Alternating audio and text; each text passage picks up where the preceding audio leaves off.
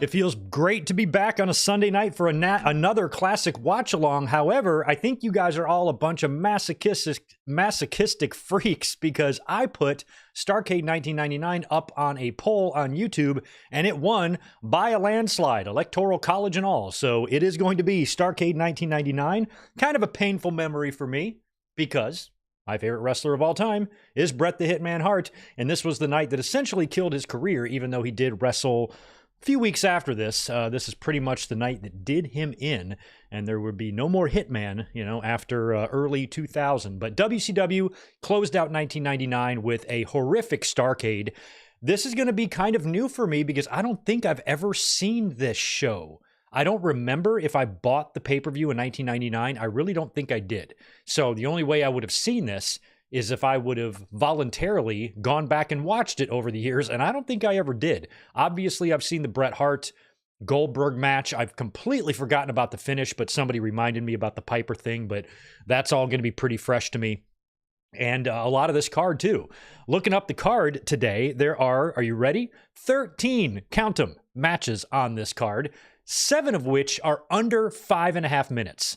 So that's a lot of matches. I don't know what it is about these older pay-per-views that just have so much nonsense on here, but the card looks pretty interesting, and I'm low-key happy that Starcade 99 won the poll because I think it's a really interesting-looking card, even though when we watch the show tonight, it's probably going to suck. What do you guys think? Do you think Vampiro against Oklahoma is going to be as good as Will Ospreay and Okada last night? Could be a toss-up there. I'm not sure. Either way, looking forward to busting out Starcade 1999 and finishing up the year of classic watch-alongs with a WCW show. Last week, we did Rock Bottom. It was an okay show. I kind of struggled to find one, so we just did Rock Bottom. This one, spent a little more thought on, and it's going to be Starcade 99 tonight. Thanks to everyone who was here last night watching World's End with us. What a pay-per-view. Had a lot of fun watching that last night. So thanks for being here if you were here last night. And this is likely going to be, or it is going to be, the final live stream of the year. Tomorrow night for Raw, I am going to be working, but you will get a video of me right before the year's end, and you're going to see me on New Year's Day, so it's not like I'm going away very long, but it's been a great year of watch-alongs here on the channel, and thank you to everybody for tuning in all year long. We'll get some shout-outs done briefly here, and then we'll get working on Starcade 99. You guys know what to do. Go on over to Peacock. In a couple of years, I know Raws are about to be taken off of Peacock, and when the media rights deal with them expires as well, WWE might have to find a new place for their pay-per-views and content. So hopefully in a couple of years, we will still be able to access with ease WWE's pay-per-view library and WCW's for watch-along purposes. But until that happens, we're still watching on Peacock. So go on over to Peacock, find WCW Starrcade. You're going to be looking for Season 17, Episode 1. And the runtime, according to Peacock, is 2 hours, 43 minutes, and 20 seconds. Once we all hit play together, that timer right there will begin to run. And you can just sync up your Peacock with the timer, and that's how we follow along. That way, if you have to experience any ads or whatnot, the timer will cover you there. Also, I have killed the ads on this video. This is going to be presented ad and commercial free. So no revenue to be made off this one. This is just for fun, at least no ad revenue to be made off this one. This is just for fun, and it'll help you guys stay synced up with us, I think, as best as possible. It's been a pretty good system for the past couple of years now. Let's do some shout outs real quick, and then we will get going on Starcade 99. Let's say hello to VHS Nostalgia is in the house. We got Rodrigo. My boy Zane G is here. Tatanani as well. Ray Fran, good to see you. We've got Gilbert Arbalo. Mike Games version 1. RIP President Carter. Yes, 100 years old that man died. He was the president when I was born. Now, when it comes to presidents who are just all around good dudes, I don't think they come any better than Carter. I think the world would be a much better place if we had a lot more Jimmy Carters and a lot less Donald Trumps. And Carter was a great, honest, warm, kind-hearted Southern man. And somebody, do you think about politicians just being dirty politicians? Yes, that's true to an extent, but Jimmy Carter was one of the better ones. Rest in peace. And the fact that he made it to 100 is pretty awesome because I thought he was in hospice at like 98, so he hung around there for a couple of years. Rest in peace to a great man. We also have The Juliet in the house. Good to see We Are Pro Wrestling. I might have some questions for you on this one. Memory's a little fuzzy on 99 WCW. Good to see Ricky Zalbadar here as well. And Brandon McNeil chiming in with a very generous $20 drop. Thank you for that, my friend. Happy Sunday. Thanks for these watch-alongs, Greg. Wishing everyone watching the best year of their lives. I hope it's full of love, peace, growth, and good fortune.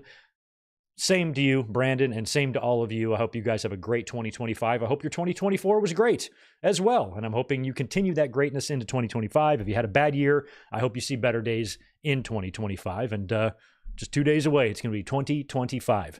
That's nuts. I've spent 25 years in this century, 23 years in the previous one. Crazy. Crazy, crazy. Good to see David Brown as well. We have Ryan Adams chiming in with $5. What's up, Greg? Next Sunday, most likely Vikings versus Lions for everything. The North and the number 1 seed. Yes, that is next Sunday. Lions are probably going to beat you guys, Ryan.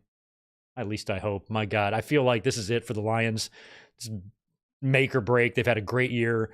I feel like they're not going to have a better chance than this year, especially if they can get some players off injury reserve. We will see. You know who I'm rooting for, Ryan, but I also appreciate you being here. And if, the Lions wind up losing to the Vikings, I'll root for the NFC North to take the Super Bowl either way. Hopefully you'll do that for me if we beat you. George Morris is also here. Appreciate the $5. Hey, Greg, how you doing? How is Tito and Elizabeth? Starcade, 99, 0 out of 10. Worst pay-per-view, even worse than ECW. You're not filling me with a whole lot of confidence here, George. How about Royal Rumble 07 or 08 next week? It is time to start the Royal Rumbles, and yes, we will be here next week to start that. So we need to start thinking about which Rumbles to do. That's probably going to be a YouTube poll. I'm going to think about a few. Maybe we can discuss some as we're watching Starcade here, and we'll come up with some ideas for next week, which will be the day before the January 6th Raw, right? So, yeah. William Cullen, good to see you as well. Jimmy's Reviews and Archives is in the house. So is Bryce Versa. We've got Jose Lopez, good to see you. A.B. Johnson. Anybody else that I might have missed? Joe Brill. Maybe a few others. Thank you for being here. Welcome. I'll shut my mouth so we can start on Starcade 1999. So hopefully during all this time, you've got your Starcade pulled up there on Peacock. I'm going to get my fingers ready so I can hit the play button and the timer button at the same time. And we should be ready to rock. All right. Just lining me up here. Okay, here we go. The final watch along of 2024. Thank you guys for another awesome fucking year, man. For real. Here we go. 3, 2, 1, play. All right, we are good on my end. It's the tradition. Starcade 99, the granddaddy of them all. The revolution. So this is what, the second to last Starcade ever, right? Who will Duggan bring to Starcade? If Duggan wins, Fucking Duggan is still wrestling in 99. Oh yeah, he was the janitor.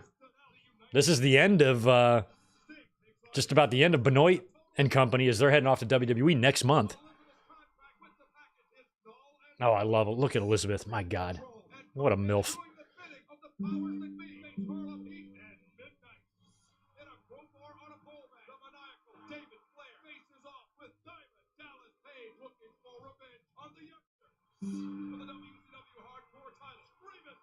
Screaming Norman. And Ming. Ming is about a year away from going back to WWE too.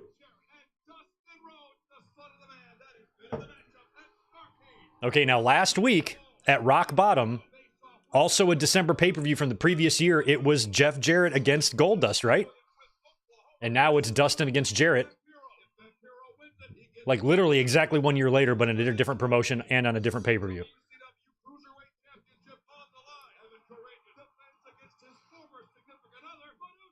Medusa. I used to work, I used to be co-workers with Evan Karagias' cousin. We were both servers in this really nice restaurant in Wilmington, in North Carolina. And I mentioned something about being a wrestling fan. And she goes, have you ever heard of Evan Karagias, the wrestler? And I'm like, yeah. And she goes, he's my cousin. And I'm like, oh, no shit.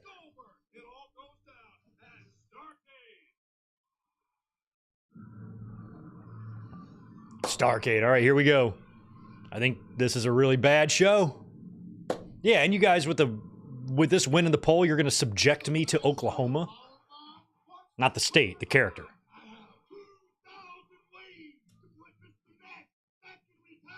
And it's Sid and Kevin Nash.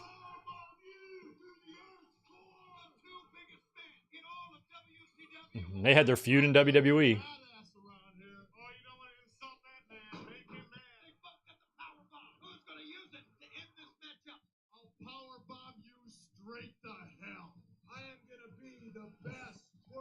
It's crazy that Bret and Nash and Sid were all in WCW right now.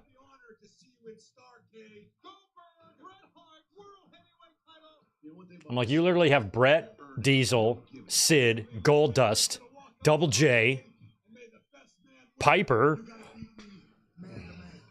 I'm gonna make one guarantee. In Starcade, I'll be standing there with my hand raised right in the middle of the air. I can guarantee you that ain't gonna happen.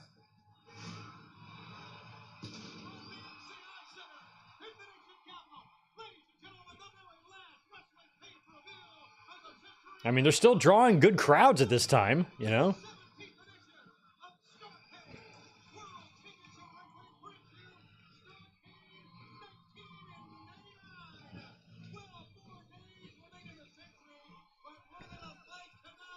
Yeah, I'm really glad 1994 did not win. That is a terrible match. The little Vader confrontation, like at the end of it, wasn't bad. Oh, and look at who we're opening with. This is just wonderful.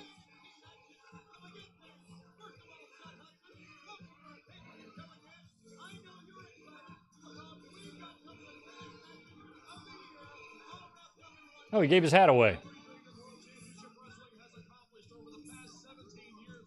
He's just a disco dancing fool. I did like his song, I'll be honest. I think Glenn Gilberetti or whatever his fucking name is a damn douchebag, but at least the song's kind of catchy.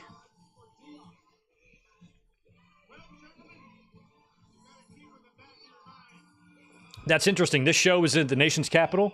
So is the football game that we're watching tonight, or that's on tonight, right? Washington and I don't even know what the game is. Washington and somebody. Falcons. Falcons at Commanders. Lash LaRue. What about you, Lash LaRue? Can you keep your spurs from jingling and jangling? Name the movie.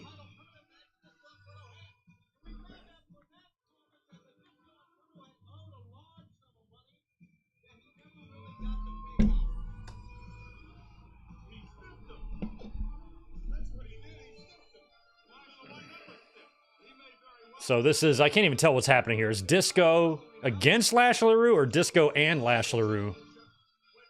Okay, they look like they're teammates here. Or is it the Mama Lukes?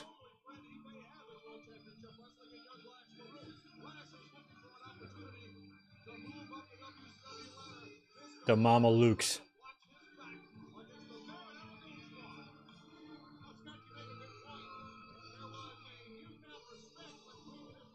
What are these guys, like the Mafia? This little twerp, who is this guy in front? I forget his name, but he's like he's that little fucker that's like on Sopranos. I never saw Sopranos, being a little guy. With that voice.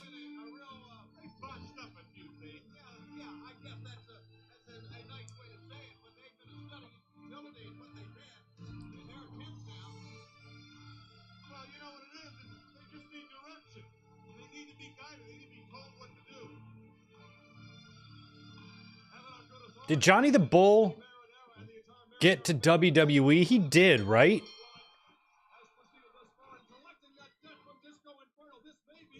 I know he got a really gnarly injury, I think in WCW, where he did something to his knee. Help me out, We Are Pro Wrestling. Did Johnny the Bull, he was in WWE? Like just for a cup of coffee or something? I think Vito was too.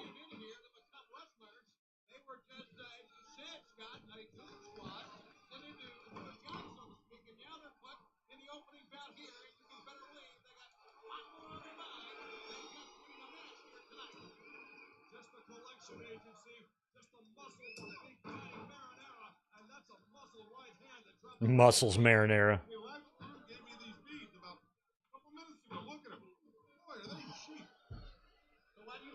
It's crazy that Bobby Heenan has stayed till the end, you know?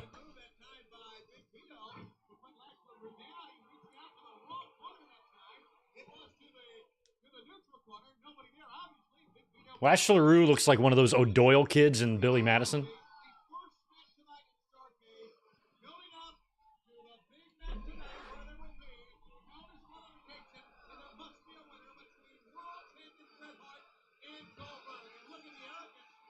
Yeah. Johnny Stramboli. That's right. Thank you. They came in as the FBI. Was the Mama Luke's ECW or was the Mama Luke's WCW?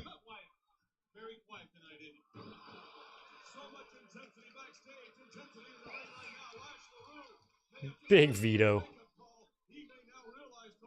He's only like, he's just like medium-sized, average Vito, not big Vito. He should just be called average Vito. He's not small, but he ain't big. He's just a guy. They just call him Vito. Well, he's got a lot of charisma. He's got a lot of things going for him. He has to stay focused. He's with a partner, Disco Inferno, that has a little trouble staying focused. But if the man stays focused, this could be a heck of a team, guys. Johnny the Ball almost knocked Lash out of focus, put a reversal into a hip toss. Lash LaRue may just be. And Lash LaRue never got picked up, did he?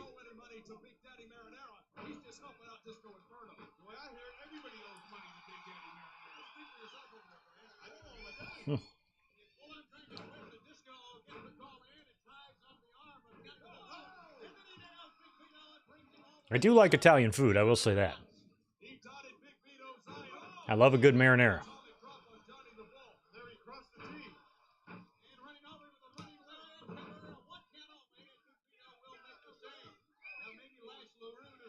Just not a big fan of eggplant, like eggplant parmesan and stuff. I don't like eggplant.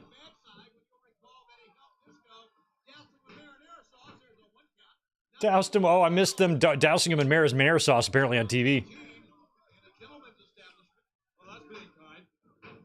Known grumpier old men when Sophia Loren throws some marinara on Jack Lemmon and Walter Matthau. It's fun stuff. Oh yeah, Tony Marinara, that's his name. That's why they keep saying marinara.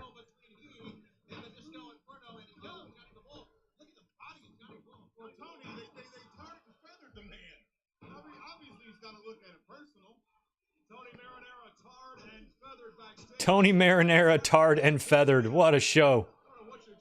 There is 13 matches on this card. So they got to be quick. At least we're not going to be suffering through a 20-minute shit fest.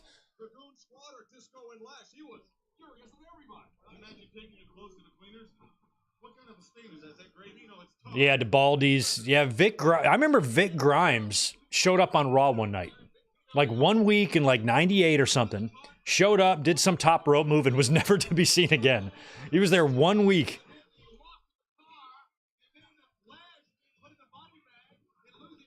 I don't know what the story with Vic Grimes was with that. Why he was just in and then out. I mean, he had a shorter run than Public Enemy.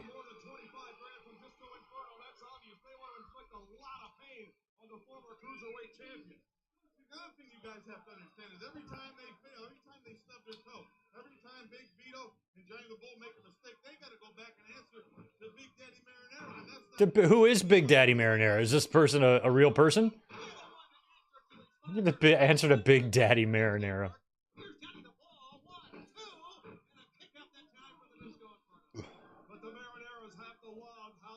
I'm glad I wasn't born into some crazy Italian family. Just yelling at each other all the time. I mean, dinners would be absolutely damn delicious, but other than that, it would probably be a very stressful existence. I'd have to put like gel in my hair and shit. Nah, nope. I'm good.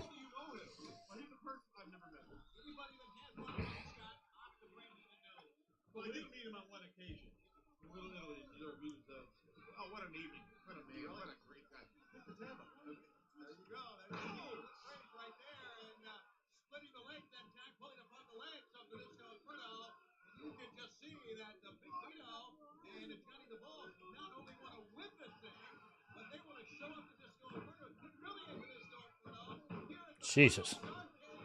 Putting the boots to Disco. That's called being in a bad neighborhood there, Disco. There ain't no disco music in Tony Marinara's house. What is Scarface's name? Isn't it Tony Marinara or something? I think Scarface is a stupid movie. Or Tony Montana. That's what it is. I think Scarface is unbelievably overrated. It's got to be one of the dumbest movies I've ever seen. It's more of a comedy than anything. I find myself laughing more.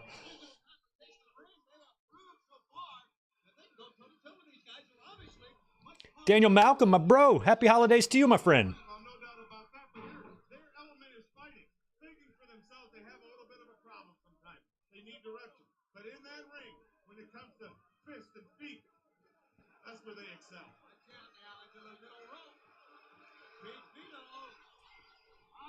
What does that mean? It means you're flicking your chin sweat at me? That's fucking gross, man. That's what Italians are doing to each other? That's weird. Don't do any of that over my garlic bread, you know?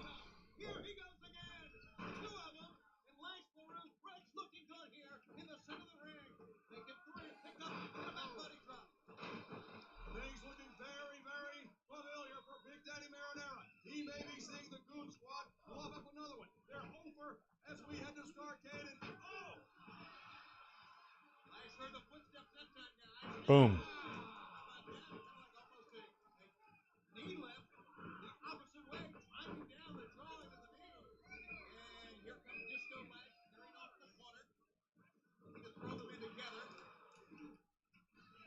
Just didn't have any impact at all. Oh.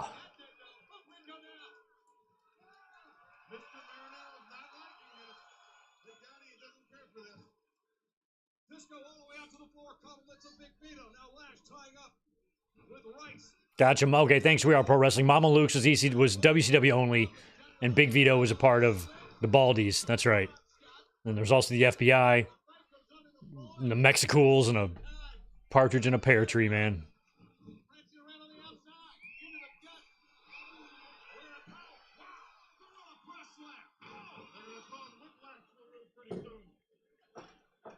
Yeah, say hello to my little friend. I've already met your little friend. And I found him dumb. I don't need to meet him again. Oh.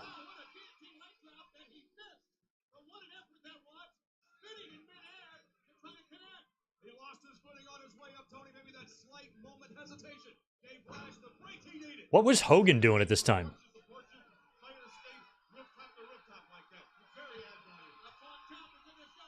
Oh.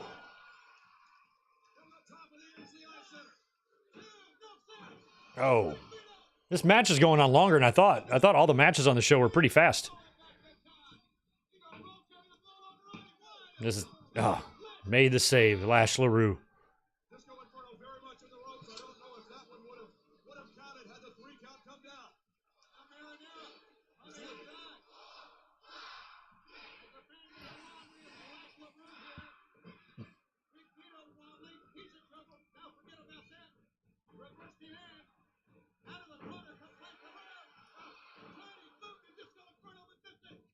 Nice stunner to Lash LaRue. Look at Disco's hat. Oh, wow, that's the Death Rider. All right, and the Marineros won.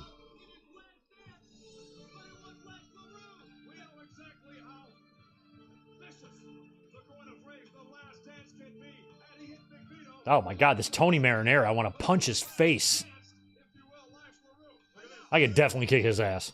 Here it comes, the ounce of flesh, the 25 grand. That's what they're here for. They beat him, they made him look bad. Now they want their money. And they got his partner down too, so he's all alone. Look at the smile on the face of Tony Marinara. And now with Disco Inferno. And look at this. Wait a second, he's got a briefcase in the corner. Could be anything. Not spaghetti, I guarantee you. Something that's funny in the briefcase is stuff. It's a body bag. That's what it is. God, I forget this actor's name now. He's been in a bunch of shit. That's who Tony Marinara reminds me of. Let me look up who he is. I'll just look up one of the movies he's in and find his face. I kind of think I know what his name is.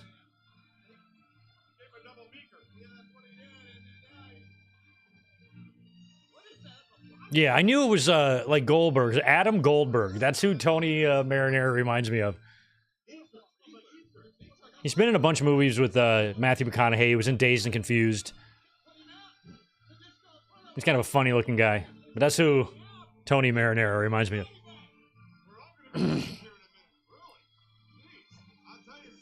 Well, at least they stuffed Disco in a body bag. Like, that's one positive thing that's happened on the show so far. And we're 17 minutes into the show here, and we've already had one beautiful thing take place, and that is Disco Inferno in a body bag. So this it at least makes the show worth it. They're gonna take him down to the pier, tie a few bricks to him. See ya. Have a nice swim.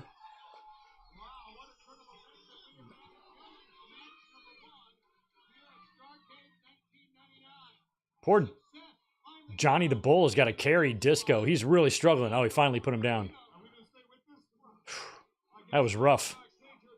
He just ran out of gas carrying him.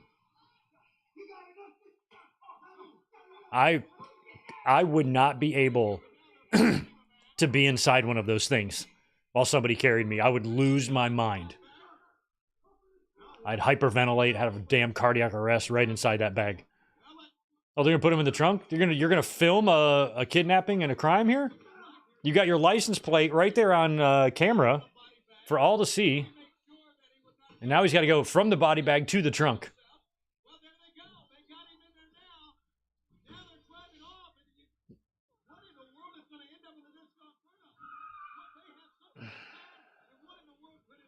Man, if they would have thrown him in the trunk in the body bag while being in the body bag, that would have been, I would have definitely died.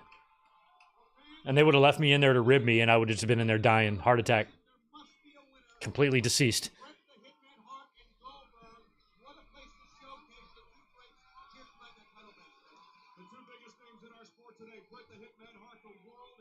Oh, he's a scriptwriter, Adam Goldberg. Yeah, that's who that marinara reminded me of. I remember him from Dazed and Confused. And Ed TV. All right, Washington has scored.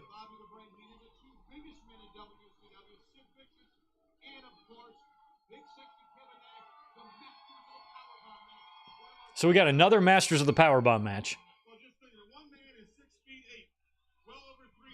They did that with Sid and Vader, I think in WWE or WCW and WWE. Sid and Kevin Nash had 3 straight WWE pay-per-views against each other in 1995. 4 if you count WrestleMania 11.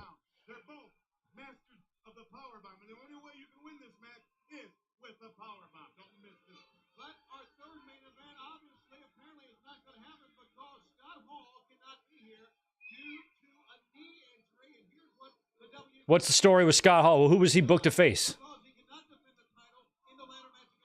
Oh, okay. Hall's been stripped.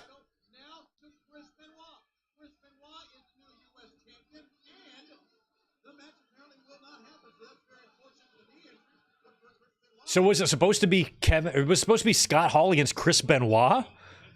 Have we had that match before? And so I think Jeff Jarrett is going to take his place.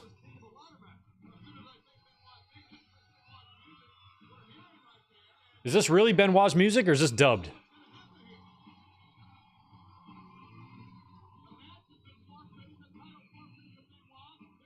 Now this feels like the music he must have been using. And he's got the belt and he's not dressed.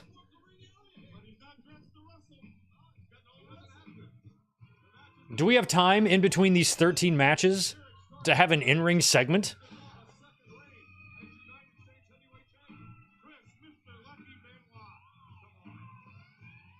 It's a weird sounding music he's got there. I like this old theme better. In 1 month, I'll be heading to WWE. I'm so ready to get out of here. WCW's executive committee stated that because Scott Hall is unable to wrestle tonight, not only does he forfeit the ladder match, but along with it, forfeits the U.S. heavyweight title, which in turn makes me the new U.S. heavyweight champion. Sounds like a popular decision. You know, in my opinion, titles aren't to be given there to be one. The crippler's gonna model. Sweat more in peacetime, bleed less. A Diz 411. I don't have time to explain to you the most basic and most widely understood YouTube rules. Somebody that out of the womb should be able to understand this. You apparently don't. We are not allowed to show the screen. Everybody knows this, except for a Diz. This title is vacant.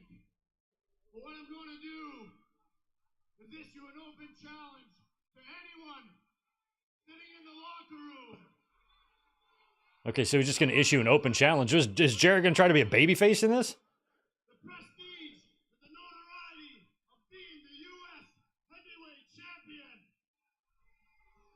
If you want to get to the top of the WCW tonight, you're going to have to climb over the crippler. So Benoit has just issued basically an open challenge for later on.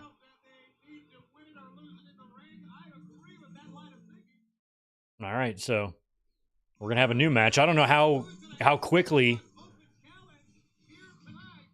I don't know how quickly, like, this decision was made. Was this something they were scrambling around during the day figuring out, or did they know Scott Hall wasn't going to be there?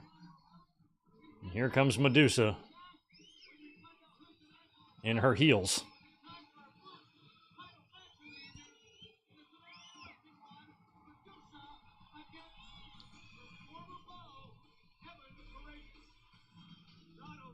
Oh yeah, WWE Vault's the best.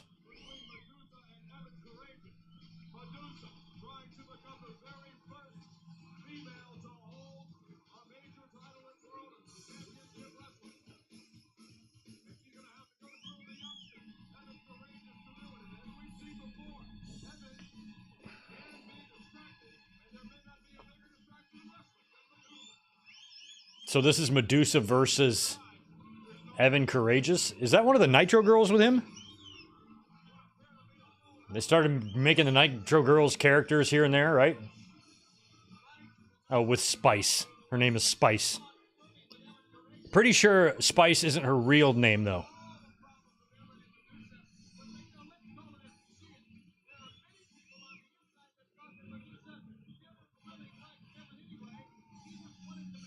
Look at Evan.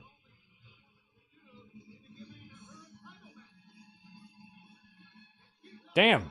Medusa just jumping on him. I was about to say, is she going to wrestle in her heels? No, she's barefoot.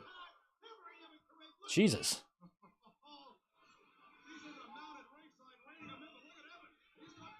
Damn. Ramming Medusa into the steps. This is a full-blown match here. Guy versus girl. It's so funny how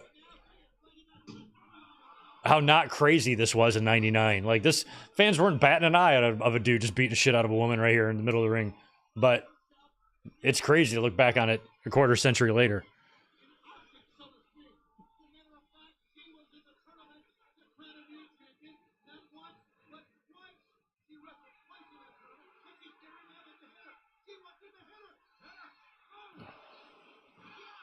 Damn.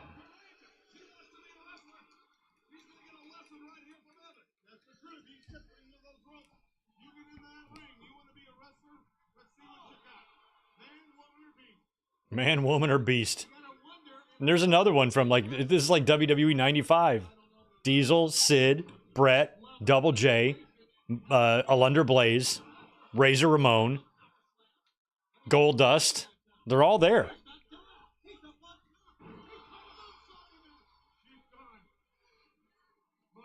Luger. He's still there.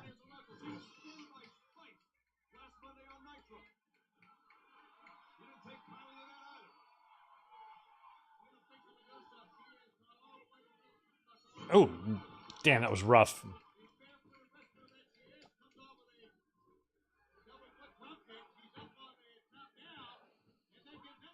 Damn, she got pressed off.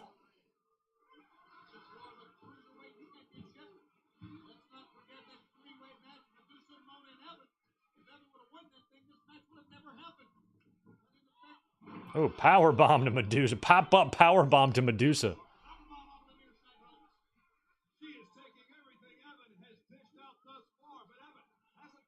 Oh my God. Nope, this is terrible. Is she going to bridge out of that?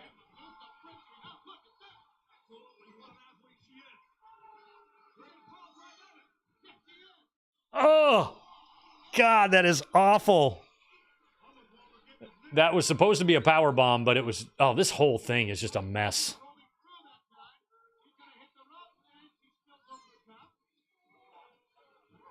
I feel like they both know how bad this is going.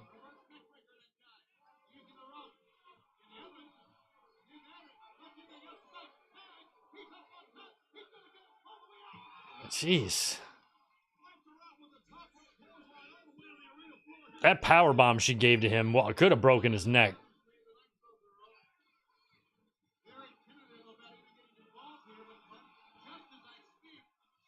Is she going to turn on him or something? Watch, she's going to slap him or something. Why is she distracting him? That's so stupid. Is Medusa going to come flying in? Oh, that's... Oh, my God. She turned on him, but it was so weak. She gave him a little ball tap. And was supposed to be the big turn. Oh, my God, did you guys hear Spice turned heel? What a shock. What a highway robbery. What turn of events. What a swerve. The world is going to be talking about Spice turning on Evan Karagias. Headline news.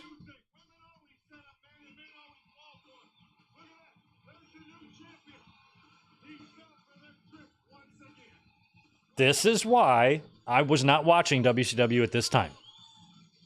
They were horrible. That whole thing was horrible.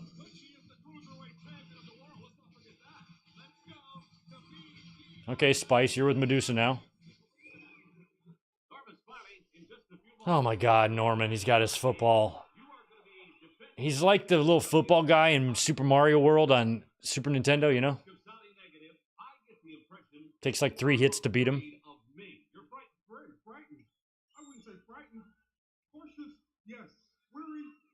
He's cautious and weary, but he's not frightened. Whoa, wait a minute, Norman. That's just the producer trying to count you out of the interview. You better settle down. You shouldn't make any sudden moves like that. I'm a pro spring waiting to explode. And tonight, Ming's gonna find that out. I don't think you can wear the football pads.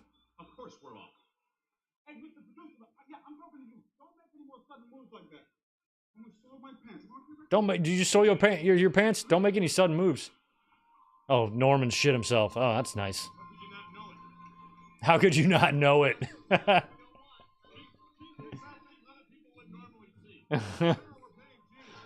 Oh my God, Heenan. Norman goes, did I soil myself? And Gene had to check for him. He goes, yeah, you did. Sorry to tell you, Norman.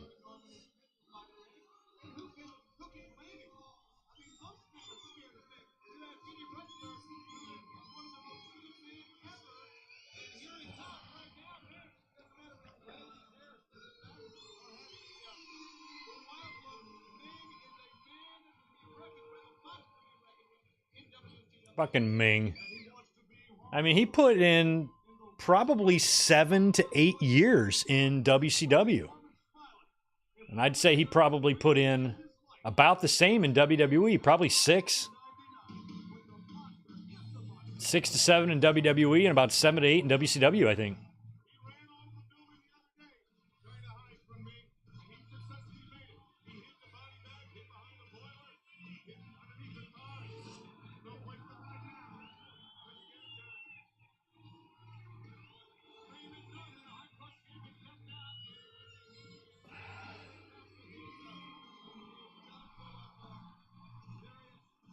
Oh yeah, I forgot about Surge. I never really drank energy drinks, so I never really was into any of them, but I forgot about Surge.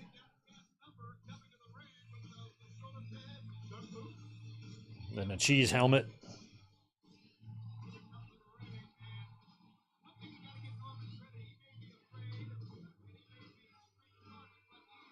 Oh, look at Ming. Shh. Ming's like, Surge this, bitch.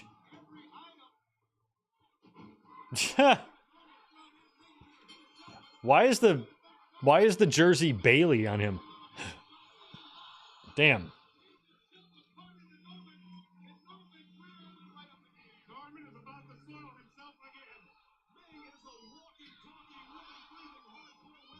I really hope Ming wins this, but I don't remember him being hardcore champion. I barely even remember the hardcore championship in this stupid company.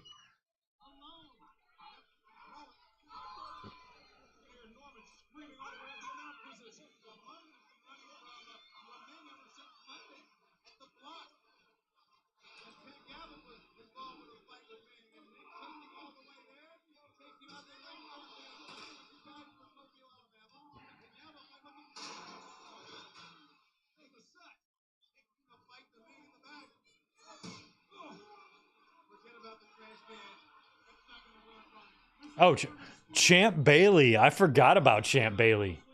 Oh, yeah, that's a Redskins jersey. Oh, no shit. Yeah. Good eye. I forgot about him. That's a name from the past.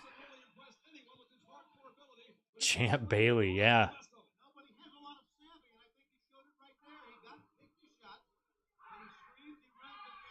Shh.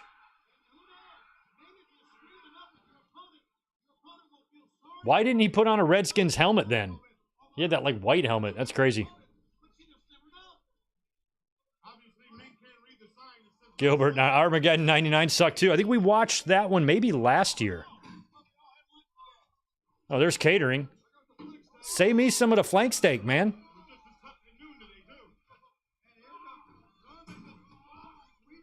Checkered tablecloths. That's what they eat on.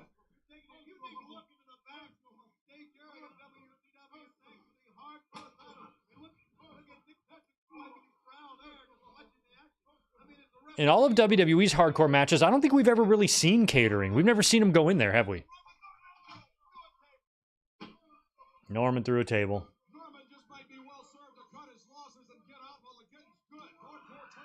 Nice. Ming was the final hardcore champion, so he did hold it. Nice. He retired it. He's still the hardcore champion. Longest run ever. That's fucking moolah levels right there.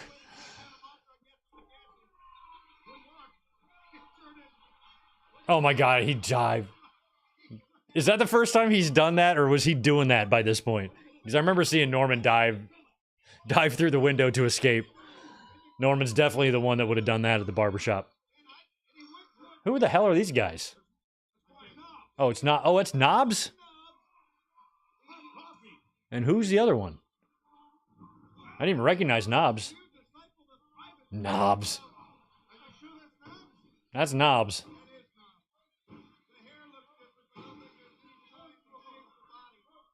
There's no the hair looks different, but there's no denying the shape of the body, says Shivani. You can tell by his robust, rotund physique that that's Brian Knobs. Who is this dude? Is that Finley? Oh, it is Finley. So it's Finley and Knobs. Never thought of those two at the same time before, ever.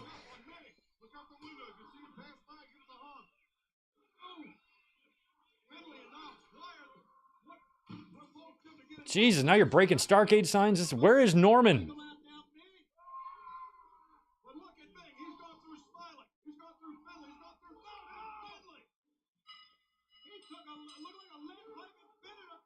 Finley stumbled, though. And oh, now you gotta go find Smiley so we can pin Ming. Here comes Smiley. He's up now.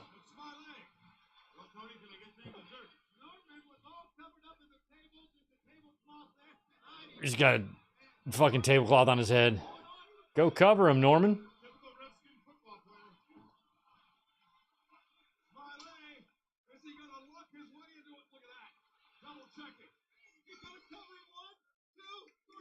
And then he runs. Norman is already in the car. He's already ordered at Waffle House. He's already there.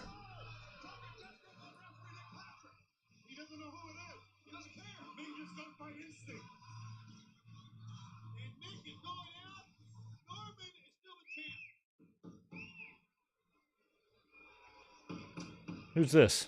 Who the hell's this guy? Oh my god, David Flair.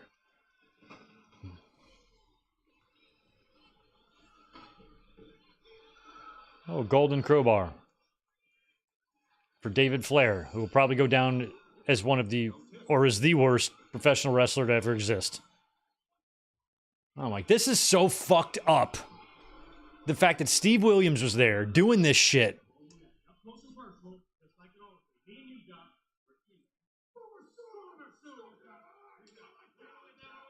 Doc's still in good shape, too.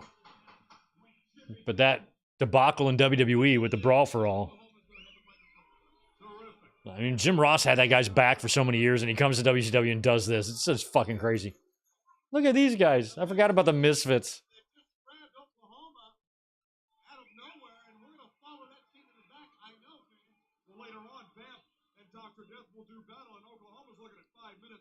Oh, yeah, so it's the match where if Vampiro wins, he gets 5 minutes with Oklahoma. Vampiro. Vampiro. Vampiro. Ed Ferrara is such a piece of shit. Wherever you are, Ed Ferrara, I hope you're doing really, really horribly. I hope you're having a terrible life. I hope every day is full of misery and pain and bad karma. Fuck you, Ed Ferrara.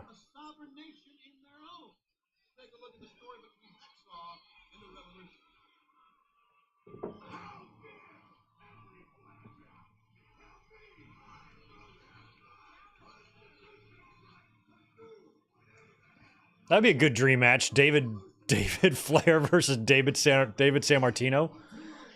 You know, sometimes in physics, if you get enough suck, you know, if something sucks so bad, the suck will collapse in on itself and create a suck black hole and destroy the universe. So you don't really want to risk having a match like that with Sammartino and Flair, because the two Davids would probably end the cosmos as we know it. You don't even want to take the chance. We're already pressing our luck with that Large Hadron Collider in Switzerland. You don't want to take any chances with David Flair versus David Sammartino. There's a lot of good people. I believe in them, and I believe in these Americans that you stand up for. They could care. Oh, that fucking Russo voice. Hacksaw Jim Duggan in just a moment. You'll be I'd rather get a colonoscopy than listen to that for any extended period of time. That's why it's called a mystery. All three of them are true blue Americans, just like Hacksaw and Jim Duggan. But you gotta excuse me now, Mike, because I have to go out and defend our country. Has Duggan been Canadian yet? When is he Canadian?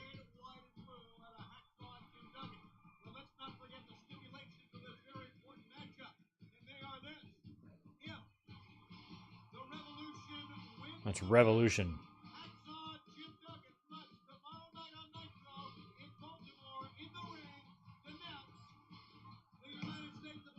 Oh, maybe that's how it starts.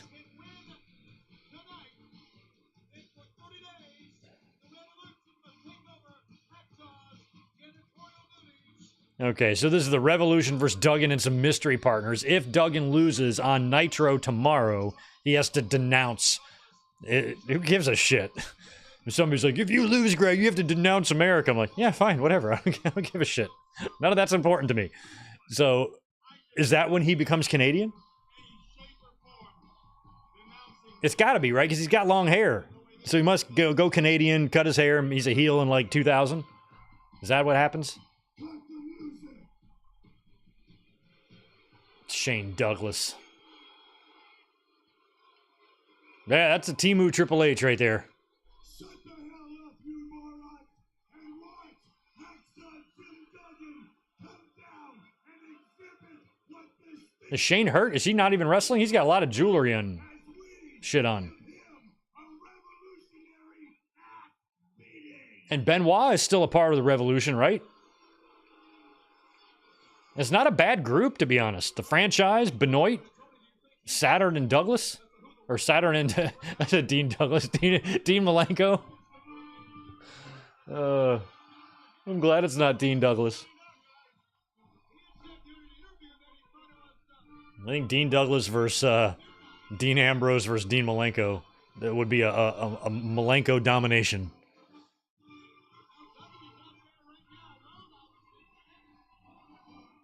I bet Moxley hates that. That's another one of those WWE names. You know how I really hate Braun Breaker and a few other names. That was another one. Dean Ambrose. Just thought it was stupid. Like, who comes up with these names, you know? Who names their kid Dean Ambrose?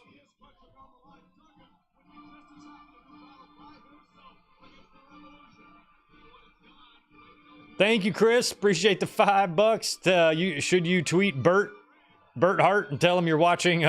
Hey Bert, I'm watching your favorite opponent. I don't want to tweet Bert today. I don't want to remind him of anything. And yeah, Duggan goes Canadian 2000. Yeah, it must be, because I know when he does that, he's got short hair. So that means he must cut the hair. And I don't think there would have been time for him to be Canadian and then grow his hair long and be American again. So I kind of did the math there.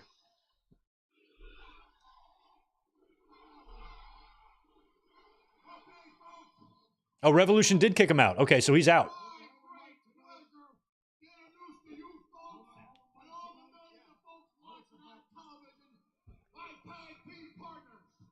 Yeah. Oh, Mike Rotundo and what? Sullivan? Is it Sullivan?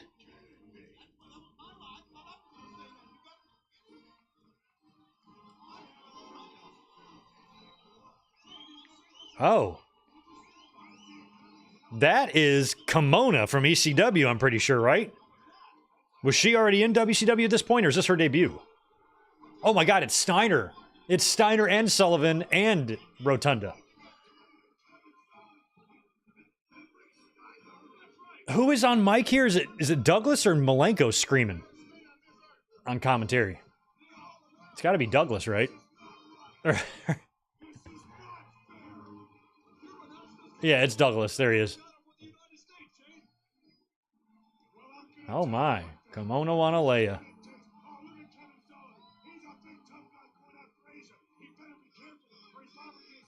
And Sullivan, I think, was like the booker or about to be the booker.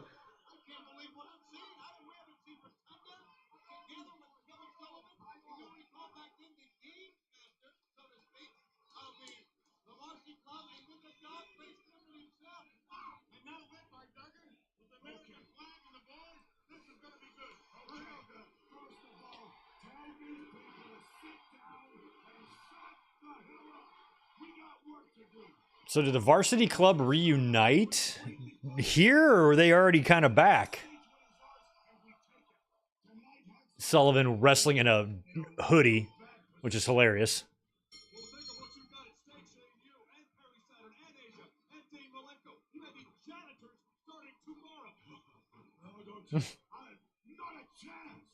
Yeah, that's why Duggan losing here makes more sense than the Revolution taking over his janitorial duties.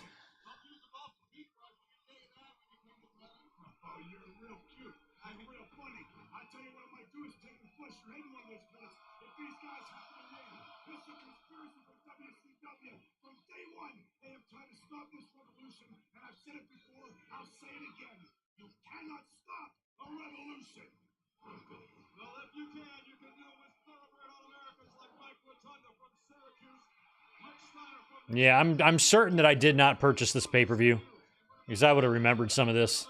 I'm glad I didn't slap down $40 for this pile of shit.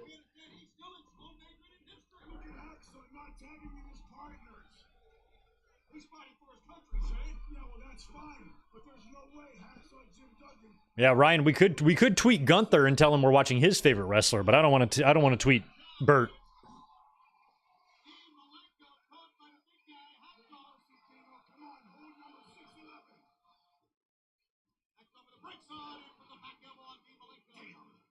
Damn. I love that Hacksaw still wears his blue boots. His boots. So is the girl in this match too? Is Asia? Can Asia be tagged in?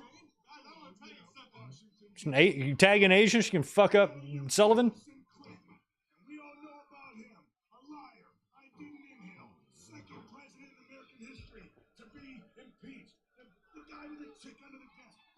Okay, they're going crazy about Bill Clinton. If they only knew how tame Bill Clinton's escapades would be compared to you know who. Blowjob under the table is pretty minor. considering what Captain Fuckboy was up to for his whole life.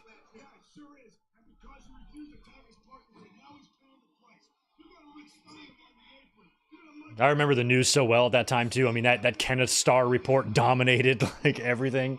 It's like 2,000 pages detailing a fucking blowjob. I'm like, God, pre 9/11, man, we took a lot of minor things very, very seriously. And then all of a sudden, problems like that didn't seem so bad anymore.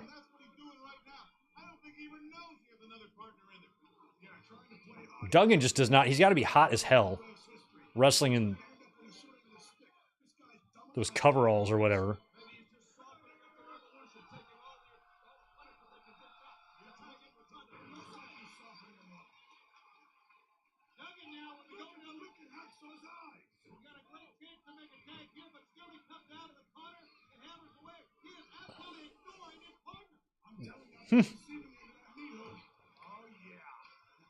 What is that? Is that the Revolution flag? Wow, they have their own flag?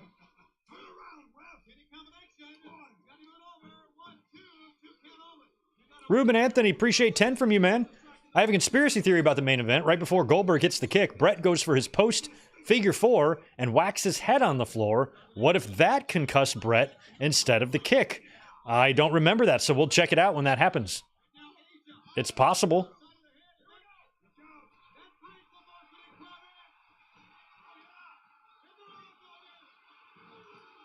I mean, Goldberg did look like he caught him pretty hard with the kick, but it could have been from the floor. They're going to throw Asia. Oh, God, Steiner's got Asia. And he's putting Asia in the 3-0, baby. And here comes Kevin Sullivan. He loves the 3-0. That's his thing. That's his thing, baby.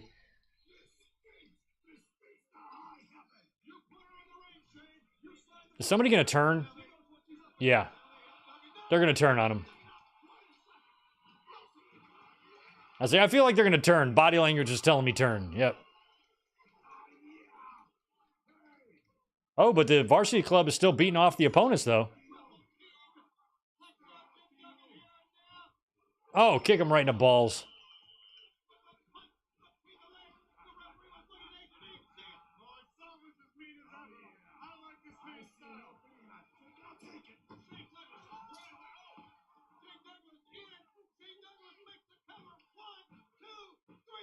Shane makes the cover from the announce booth? What? What a terrible pay-per-view, but a fun one. I'm glad that we can make fun of its horribleness. And now he has to denounce his, what is it, his American heritage or something? Or you just have to denounce America?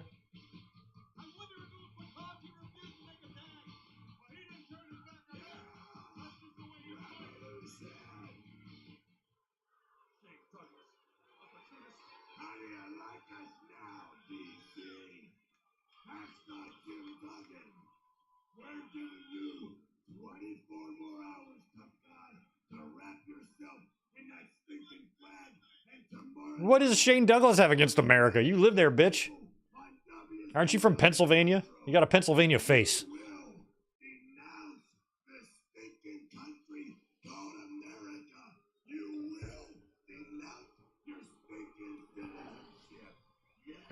Yeah, Gilbert. Jeff Jarrett performed last night. He's also performing on this Starcade, and he performed at the pay-per-view we watched last week against the same opponent he's facing tonight.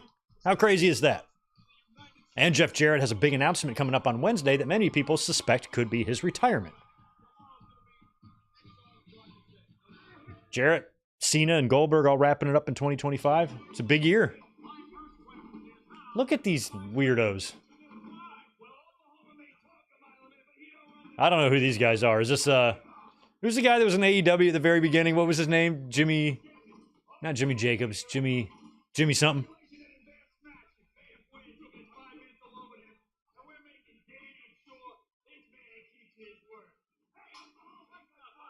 Oklahoma looks terrified.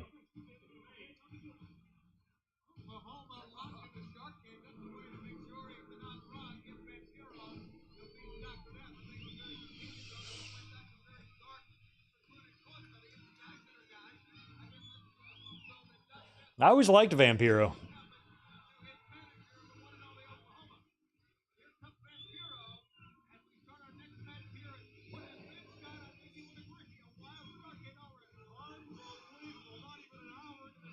Vampiro never set foot in a WWE ring, right?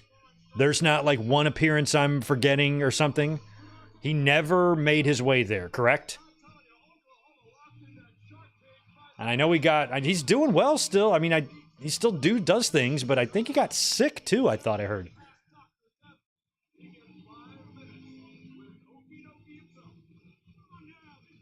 And they're wheeling out this dumbass in that one guy in the jacket looks like Stardust, kind of.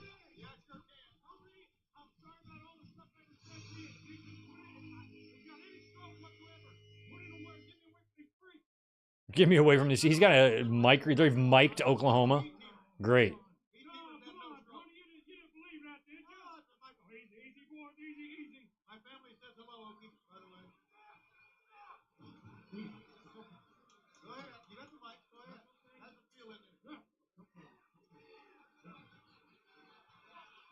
Well, let's hope this match is quick.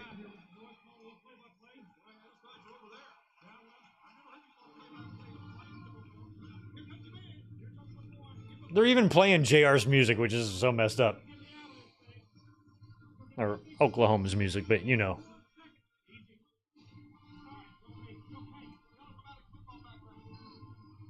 They're all ragging on JR. It's so fucked up.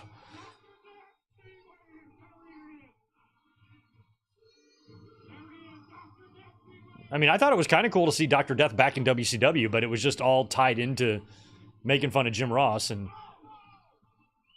poking the bear that's beating the shit out of you in the ratings right now with a stick. Just seemed stupid.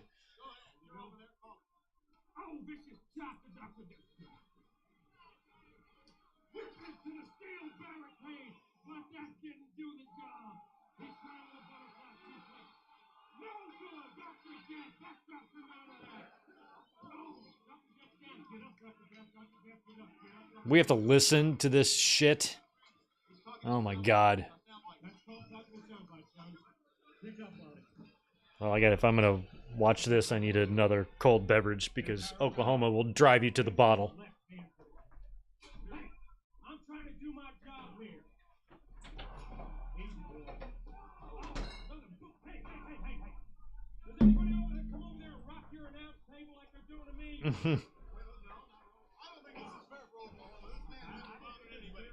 Don't tell me Dr. Death jobs to Vampiro. There's nothing wrong with that. Vampiro's a good worker. By this point, Dr. Death's washed up, man. Well, Dr. Death's had a fuckload of problems, man. He's had so many run-ins with the law and drugs and all that stuff. I never gave a shit if he got pushed or not. He was fun in the Mid-South days and shit, but by the time we got to 1999, I did not care. Would have been cool to see that Dr. Death and Austin feud happen. That was the whole point of him being brought in, was to win the Brawl for All and becoming an opponent for Austin. And that would have been fun. Probably would have been a good program.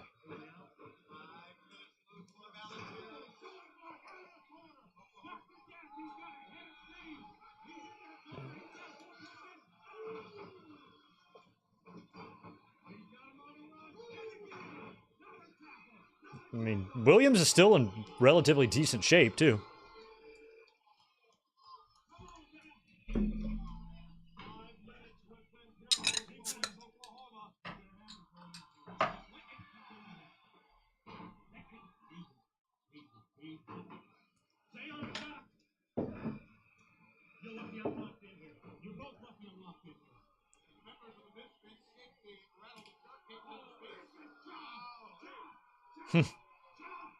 Yeah, I mean, if everything would have gone to plan, Dr. Death probably recently would have just wrapped up a wonderful program with Austin, wrestling on top in front of 20,000 people in WWE doing insane ratings. And instead, he's here with an idiot in a cowboy hat in a fucking cage.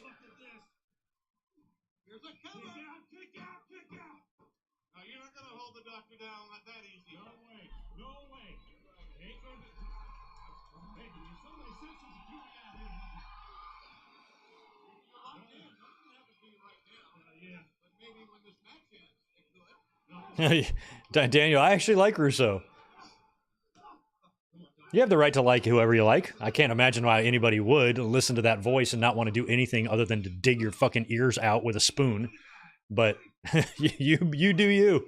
I personally think he's a piece of shit. Oh. But you're here watching me in our chat, so you are welcome to share any opinion you want, as long as it's not offensive. And that's not.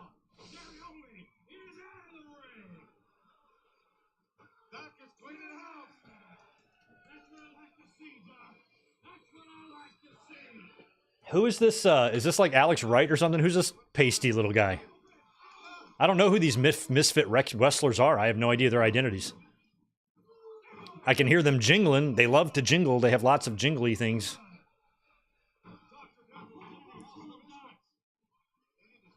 Emo and all that nonsense wasn't that out of control when I was in school. I didn't have people with like, maybe in the mid 80s it was a little bit. But in the 90s, nobody was coming out with hairdos like that. Although we did have the misfits in school, and they were all nice. They just dressed a little different.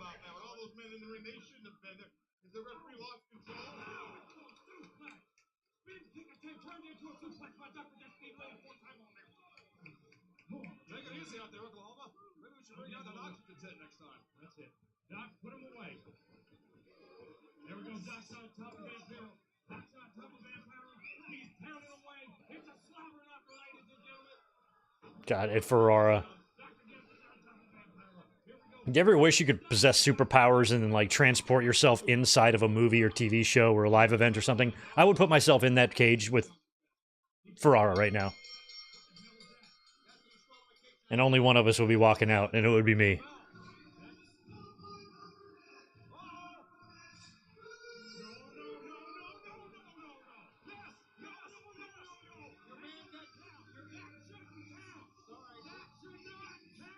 That's so crazy. This is the finish they went with.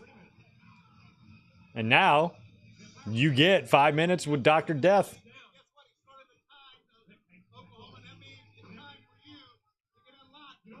I would also transport myself into the movie Home Alone and grab Uncle Frank by the face and slam it through the big window in the living room, right through outside into the snow. He would miss his flight to Paris because he'd be in the hospital.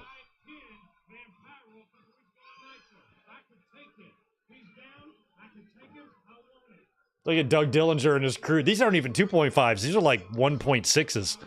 And you got to get Dr. Death out of there so Vampiro can have his way with this fat moron.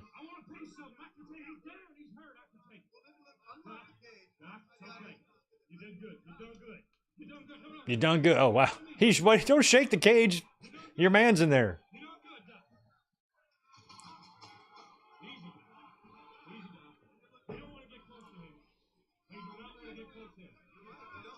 Doc, go to the back. Don't you have some coke to snort and a brick to throw through a window or something? Get out of here.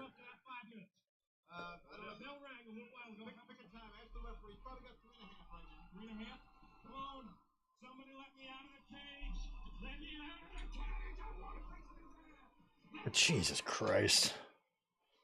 Starcade was once such a prestigious event. Back off, Junior. Yeah, I don't think I would be that scared of the Misfits. Vampiro, though, he's a formidable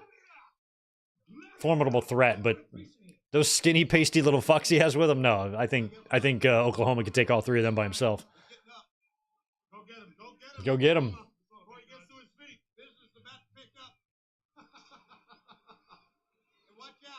Get in there, Oklahoma. He's got his whole earpiece, the whole thing on his belt, the whole deal.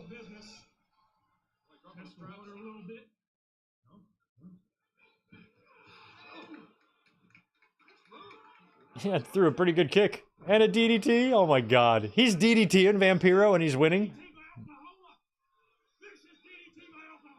And his shit stayed on too? God, he's so short and stumpy. Ugh. How is he? Look at this. He looks like a microwave cheeseburger with feet.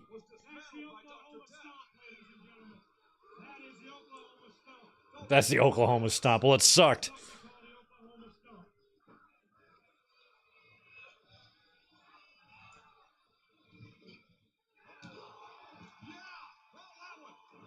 Oh, he's trying to leave. Nope. Here come the freaks of nature or whatever they're called.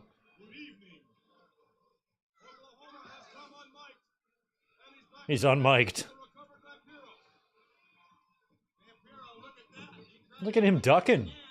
He ducked and he hit him with a... How is he getting any offense in? This is so stupid. Look at my grandma could whip his ass.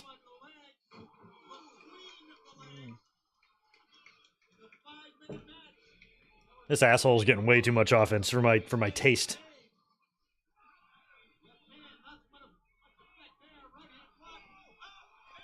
Rock bottom. Vampiro bottom.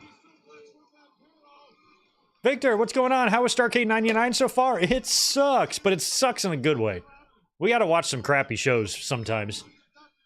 And this definitely qualifies as a crappy show. Vampiro's got the cowboy hat on. Cowboy Vampiro.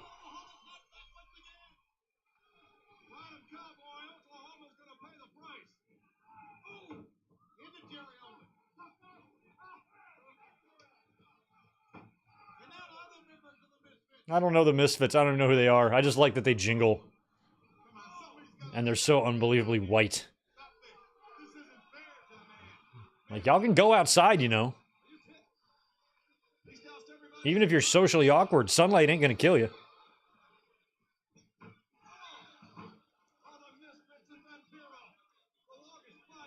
God, this is a very ugly match.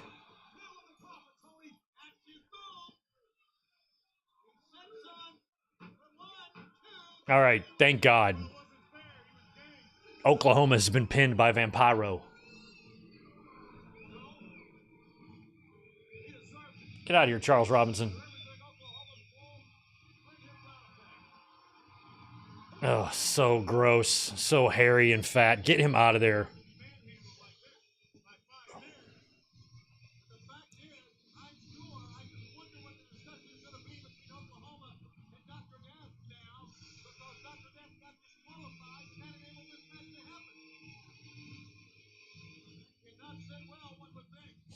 He put the hat over his face. Kick him in the head. What an asshole. And I've always had just a really deep hatred for him. Look at this. Look at Virgil. Oh, yeah. The Harris twins, Patrick and Gerald. And neither one wanted to be Patrick. There's something big going down tonight. Look, just go out there, take care of business, become the #1 contenders. Good luck. Become the #1 contenders. Oh, my God. I hate Russo so much.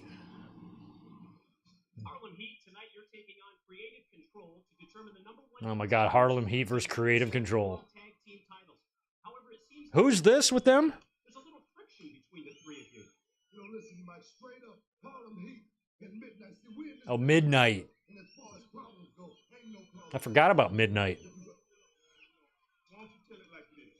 Don't sugarcoat it, brother. Don't sugarcoat it, brother. You know, everything was okay to this overbearing, hard-headed grandstander guy with the group. You know what I'm saying? Oh, he does not like Midnight. Stevie Ray does not like Midnight. Look, man, me and you have been up and down the road. We fought our way to the top. We did everything we had to do in this business. But you know what? Tonight, I ain't watching your back tonight. What? You talking about, Nick? Look back here. So Stevie Ray will be joining the NWO pretty soon, right? And then Booker T will win the championship next year. In another pay-per-view that we might have to get to this summer, Bash at the Beach 2000. I'll stick it up on a poll. If it wins, we'll watch it.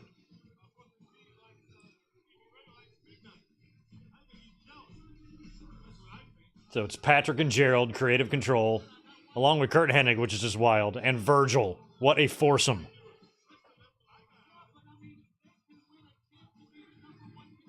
So I guess the rap is crap. That's all done, like the Texas Rednecks and all that shit? Or is that already...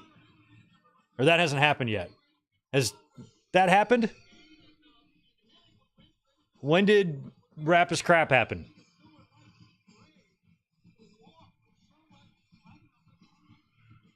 another shot to be I feel like that was 98 or early 99.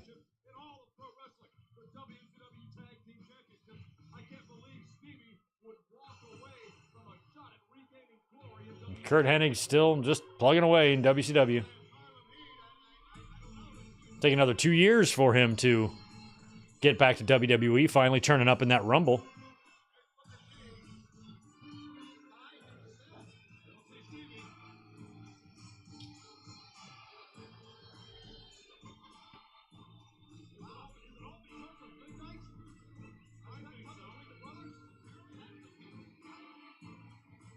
Crazy to see Booker T. I wonder if he misses having that little hair. Because I don't really know how you maintain or clean hair like that. So I don't know what goes into it. But it feels like it's probably a fair amount of work. And he probably misses just having that.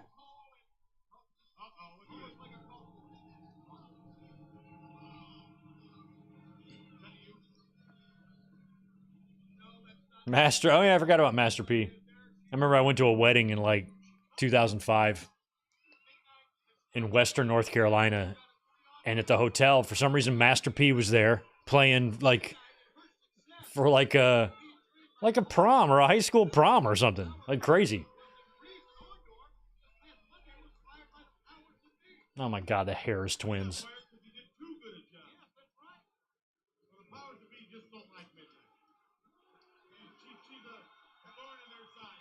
Midnight, she looks like the... Is that reality chick, the Omarosa or whatever?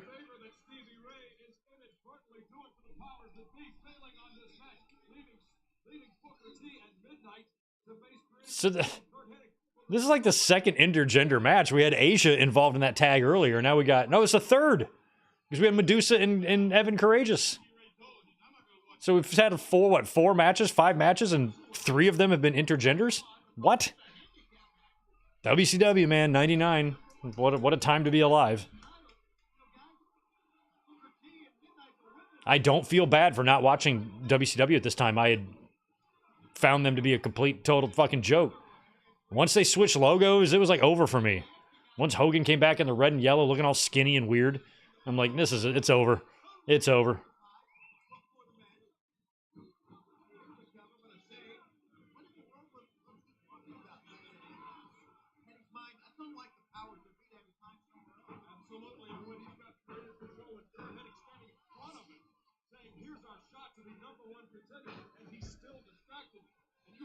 Tony, right? Something big is going down tonight. We don't know. Well, this is Starcade. A lot's happening. Boom. We got a championship match. Bret Hart, Goldberg. You got the Powerbomb match. There's a lot of things going on. There's a lot of things on his mind. I can understand that. But we don't know exactly what he meant. We know that Benoit made that open challenge to come after the United States Championship in the ladder match. Okay, yeah, so Rap Is Crap is already there. That's right. I had a feeling. Because I think we've watched a show where it was like the Wyndhams and something or whatever, so I figured that's already happened too. My WCW timeline gets a little weird in 99 and 2000. I kind of conflate the years a lot, those two.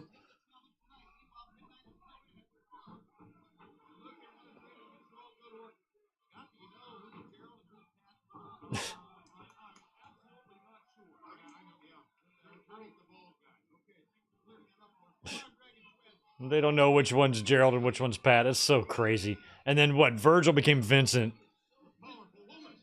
They had VK Wall Street, right, for Rotundo. Oklahoma. They were so obsessed.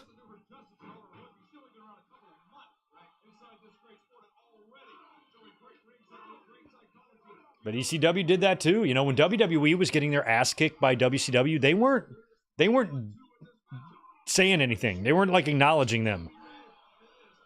But when WCW was getting their ass kicked and when ECW was riding high, they were mimicking and spoofing so much shit in WWE. Devon had a people's elbow. They had the BWO. There was always just some sort of shots being taken at both companies. And then WCW here, after they're now getting their ass kicked in the ratings, WWE is fully taking control and will not be looking back. Like, they had so many little gimmicks in the company that was referencing something in WWE.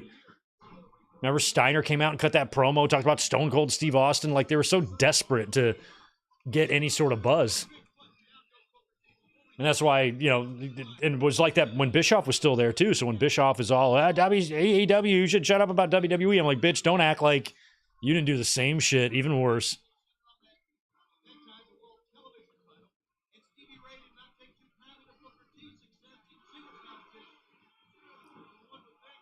I really hope that Booker T and Midnight wind up winning this.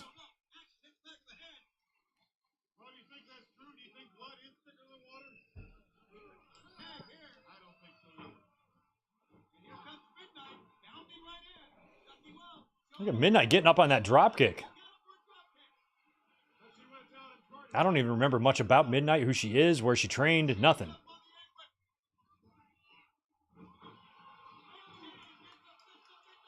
She's got size. She's really big and tall. I think WCW, that in Asia too. I think WCW was looking for a China. They were looking for just a large, impressive Amazon woman.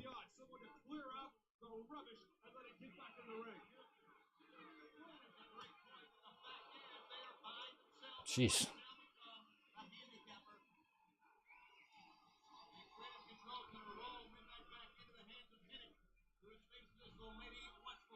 Yeah, I knew Bischoff wasn't here now, but when he was there previously, that stuff was still going on. So it wasn't like exclusive to Russo, was what I meant by that. I mean, Bischoff challenged Vince McMahon to a match. And then he's going to get mad if Tony Khan gets irritated in a scrum when somebody asks him about WWE or something. I'm like, come on, dude. I'm like, have you not met yourself? Do you not remember any of the dumb shit you did and you said?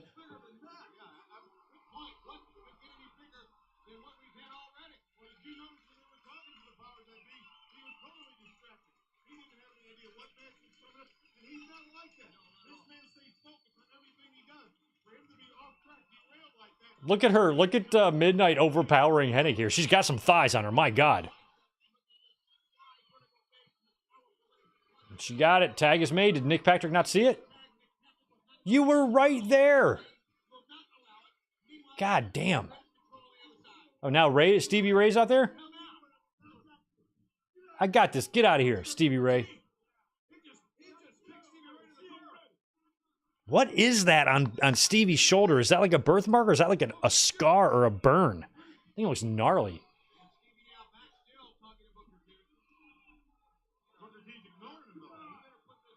It's like Dusty had the blotch on his belly. I was always like, what is that?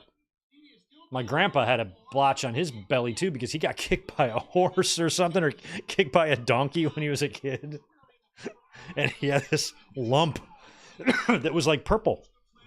So I always wondered if maybe Dusty got kicked by a mule.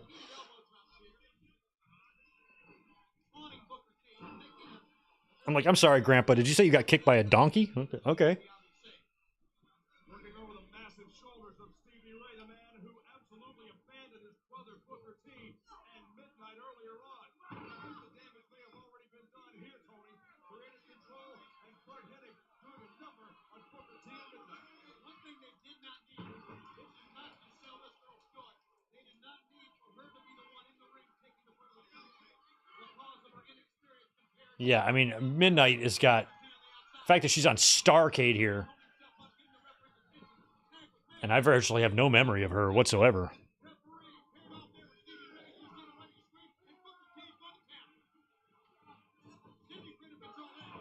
I don't know. Is Asia passed away? She was the one in the last match, right? That was Asia, right?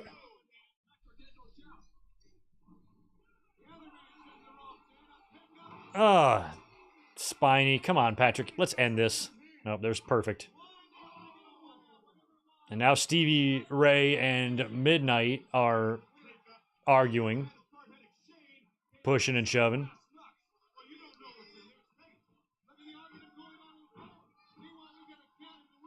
And that's it. Another great match on Starcade 99.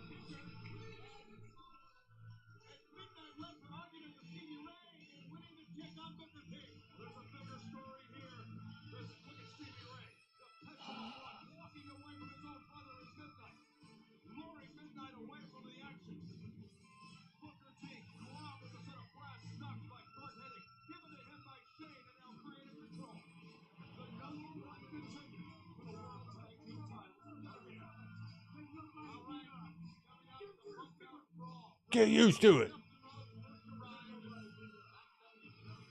I remember that during this time I was living in a house basically right on the campus of East Carolina University. Oh, so this is when 7 debuted, right before this. Look at this crap I'm in. You can take this silly looking thing 7 and shove it up your ass. Well, powers that be, I'm going to make your life a miserable hell. I'm going to make WCW a miserable hell. You will never forget the name of Dustin Rhodes. I liked that initial promo, him like bucking the system there. But he kind of did something similar in WWE when he like burned the Goldust character, and anytime he wasn't a crazy character, he wasn't really that over.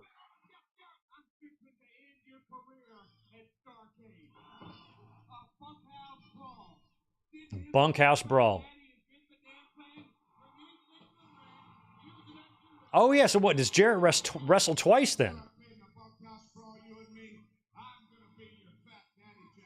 I'm gonna be your fat daddy Jack. That's crazy. That's a crazy line right there. Dustin Rhodes, the Bunkhouse Brawl is a match made famous by your father, the American. You should do a blacktop bully match or whatever, the King of the Road match. It's crazy to see Dustin back in WCW. Him and Dusty had just patched things up. They informed me that my dad, Dusty Rhodes, the American Dream, was no longer here. And they said that's business. They said business is business. Well, you know who you are, but that's bad business. And Jeff Jarrett, you've been bad-mouthing him from day one. Well, it stops tonight. And you bite the dust. Bite the dust. Oh, look at there. We're starting already. And I think Dusty eventually comes back in, right? They do stuff, right? Dusty and Dustin. I know they've already made up. At least I think they have.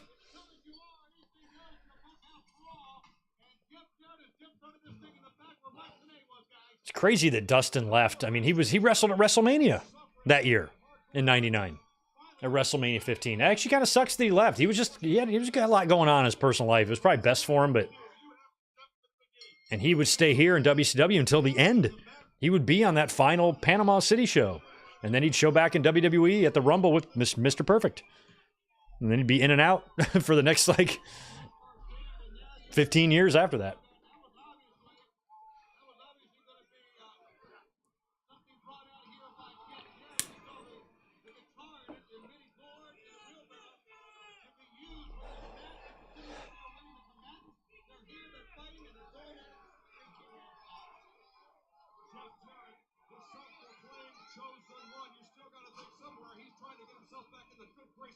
Of the powers that be, the same group that fired Dusty Rhodes, the same group that tried to stick Yeah, Fox Star Killer. I didn't remember Dusty back. Oh, Dusty comes back in 2001. I thought I said Dustin. Oh, yeah, Dustin got... Did he get fired in 99? Because then he'd come back and he might have gotten fired again after the plane ride from hell, but then they brought him back, or he might have survived that, but then he was back in 03. He was in and out so many times in WWE. But I don't remember why he left in 99. He must have been let go. Oh! That is crazy. Body slam on a wheelbarrow. I hope that's gimmicked. Jesus.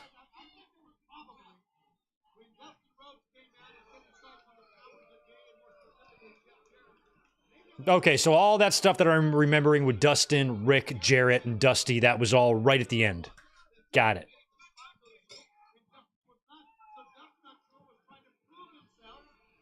Yeah, the last 2 years, 2.5 years, maybe even 3, but 2.5 of WCW, I was paying literally zero attention.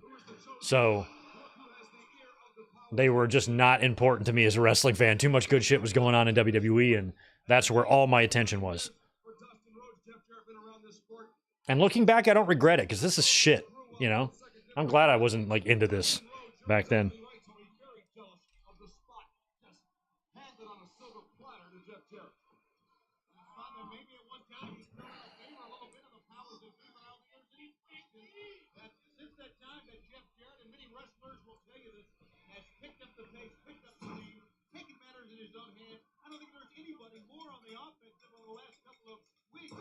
Oof. So help me out. those who might know this, Jarrett and Dustin, did they both come in like essentially at the same time? Because I know Jarrett came in right after that No Mercy pay-per-view, which was in October, and in Dustin's promo, he said that he came in October. So they must have been days apart. Or unless the 7 debut was the same night that Jarrett showed up too. And attacked Bagwell.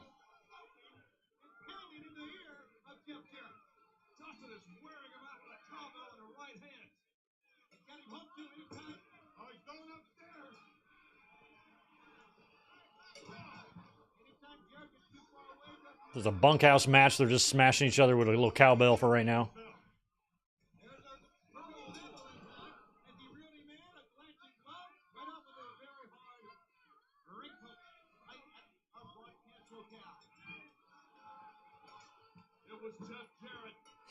Yeah, the Garden Rumble was awesome. The Rumble match wasn't so good, but man, the undercard was terrific.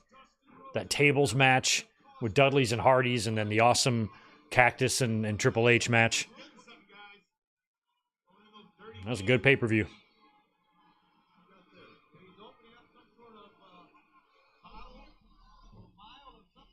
Oh, powder in the face.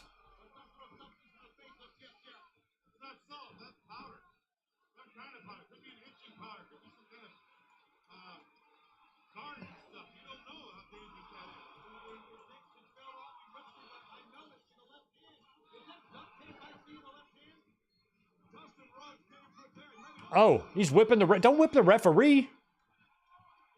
Billy Silverman. Save Silverman.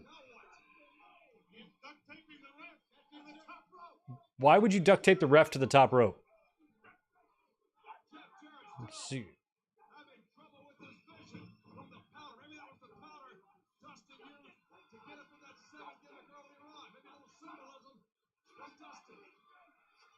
All right, he's tying his hands up pretty good on the ropes there. You can get out of that. Like in Pineapple Express, I'm gonna flex out of this.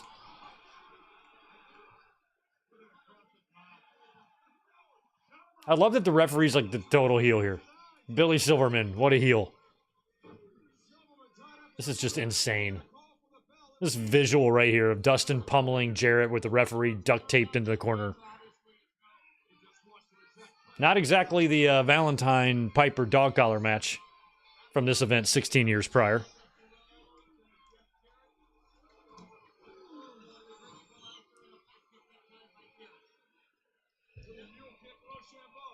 Oh, Hennig's back.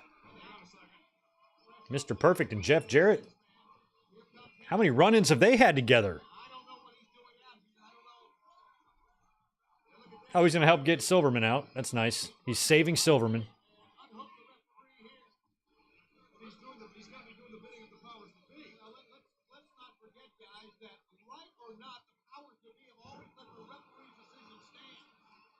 I love that Hennig has just randomly come out there. I'll free you, referee. Oh.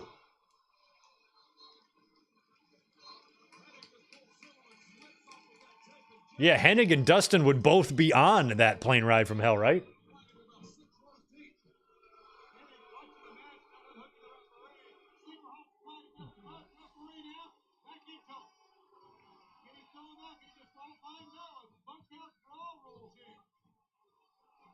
It's bunkhouse rules here. What the fuck is a bunkhouse? Like bunkhouse buck? What do you do in a bunkhouse? Bunk shit?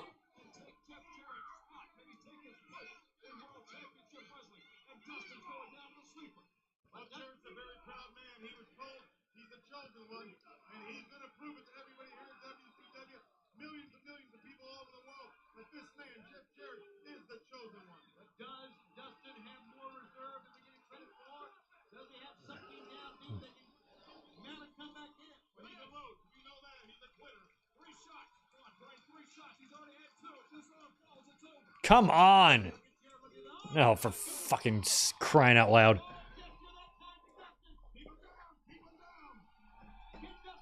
I don't know exactly when I stopped watching WCW, Daniel, but it was somewhere around probably like in late 98, early 99. WCW or WWE was just too hot. I didn't really care what they were doing on Nitro because, I mean, I was mildly curious. Sometimes I'd turn on the show or check it out or something, but I wasn't invested, not at all. I was living and breathing the Attitude Era. I was going to shows, going to pay-per-views, going to live events, immersed in the Austin Pops live and in person. Like, nothing was going to top that. So WCW just wasn't appealing to me at that time.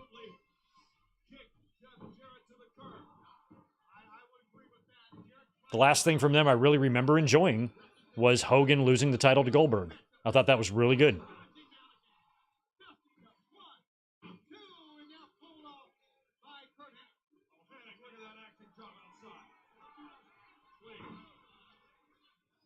Oh.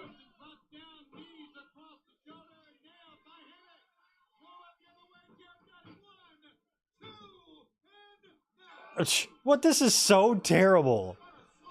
I mean, Hennig and Dustin and Jarrett are all pros. They should be able to have this flowing a little smoother than this. But none of it's making any sense. Perfect came out there and freed the referee. Then he's cheating in front of the referee, and referee's admonishing him. I just don't think anybody knows what's happening. I don't even know who's the fucking babyface or heel here. Or Dustin, I think, is the baby face.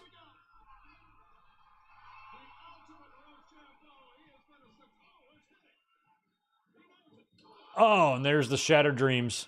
Mr. J, what's up? Yeah, I think on Monday Night Raw, the archives are leaving Peacock. But I think the rest of WWE's library is staying there. It's just Raw has to leave because of the Netflix deal. So I'm hoping the archives will move over there, or WWE figures out a way to get them to us. Maybe on YouTube, on that Vault channel.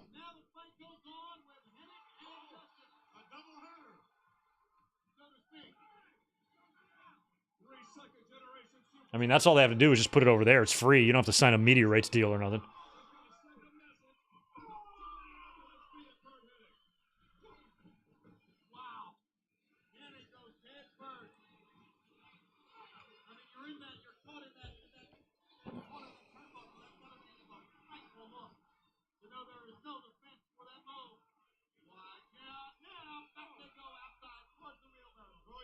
Towards the wheelbarrow.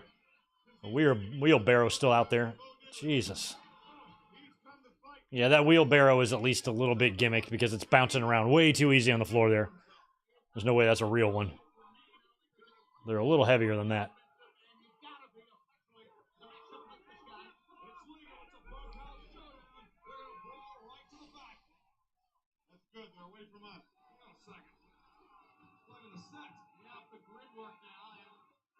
All right, Goldust is climbing a set here.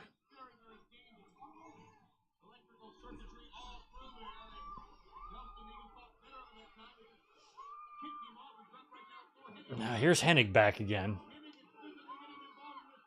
This thing is brutal. This pay-per-view is brutal.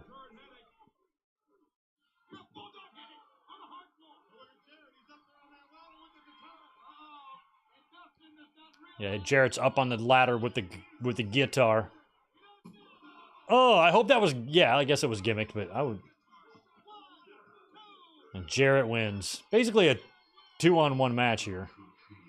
The chosen one. Was he using his, like, Kid Rock knockoff by this point? Is this a dub?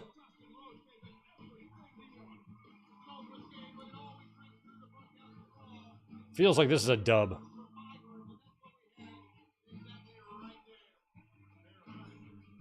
Foxstar, what's up, man? Appreciate the 10. I'm a way late bloomer here. Actually started watching around this time. The 11/29 Nitro, which I attended live. You know what's crazy is I had a date on that night. I remember the date because that was her birthday. That's crazy. Being on my first show, and I was just WCW, and it was just WCW for me until summer of 2000 Raw. Holy crap. That's awesome, Foxstar Killer. Yeah, you have a much different perspective.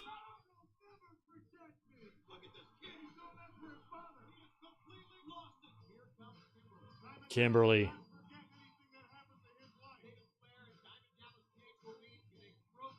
I haven't seen it, but Elizabeth said something to me today about DDP. She goes, I saw some like TikTok or some video of him where he's like I don't know, he's in the woods or up in a hill or in the mountains or something, just talking about like relationship advice and things like that. And she really liked what he said. He's a good dude, that DDP. I also saw him helping out Britt Baker. Britt Baker in a bikini isn't the worst thing I've ever experienced. I've seen worse things in my life.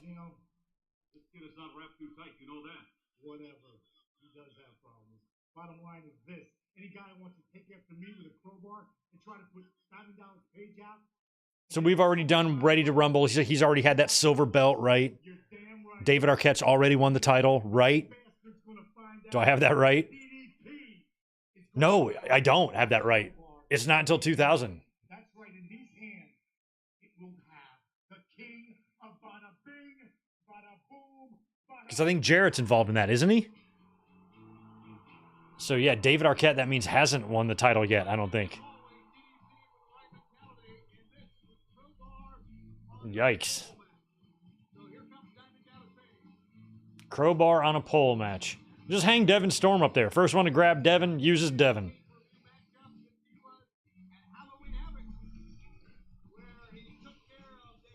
Yeah, it was 2000. Yeah, I started putting that together as I was saying it. I'm like, no, wait a minute, because Jarrett was involved in that, and Jarrett just got here, so that means the Arquette stuff couldn't have already happened.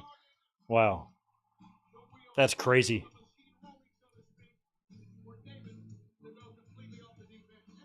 The 710 Raw between Rock and Benoit.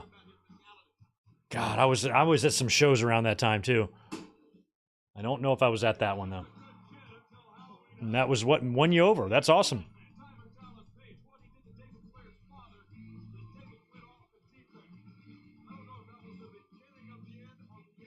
But that's cool though. Like I stayed mostly loyal to WWE's content too when they were getting their ass kicked, because it wasn't blind loyalty, but because Flair's already here with the crowbar, but because I legitimately enjoyed their product more. But WCW, when they started getting over with the NWO, that was really interesting. I was checking that out because it was interesting to me as a fan, so I watched it. But the moment it stops being interesting, I stopped watching it.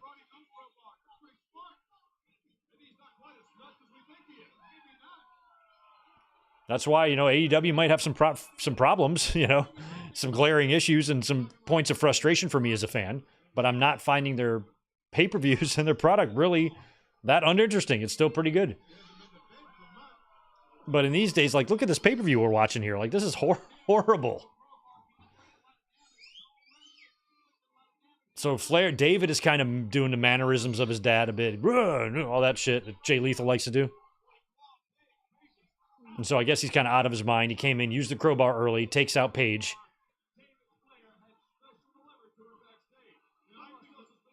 So look at the crowbar that's hanging in the ring there. Doesn't that look really, really low? That doesn't even look like you have to climb the rope to get it.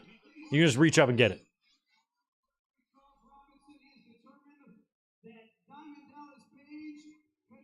Oh.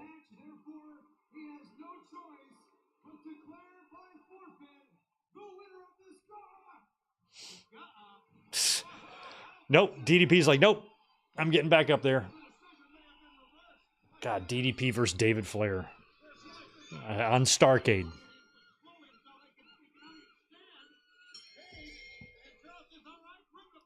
I just don't know how anybody at the time could be watching the Nitros around this time and watching the Raws and preferring the Nitros.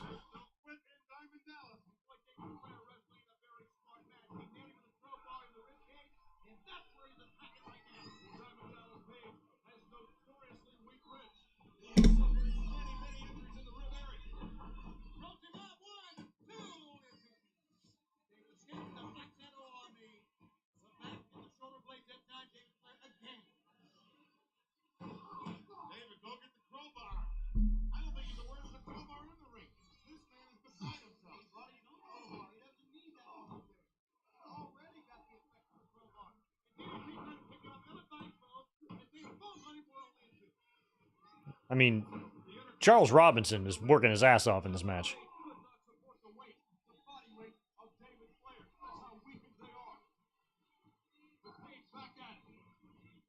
Nope. Sunset.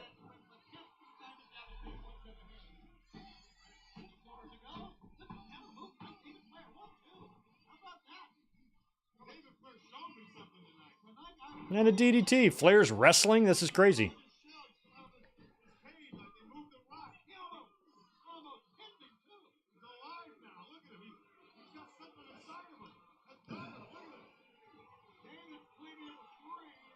I just could not stand David Flair. He just looked like the most incredibly average looking dude.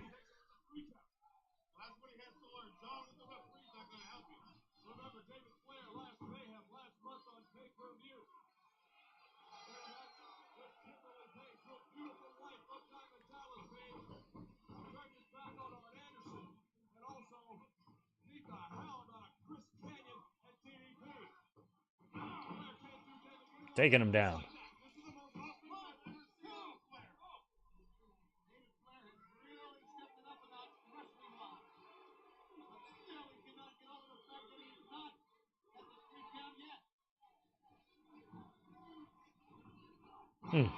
Take him out. Beat him, please.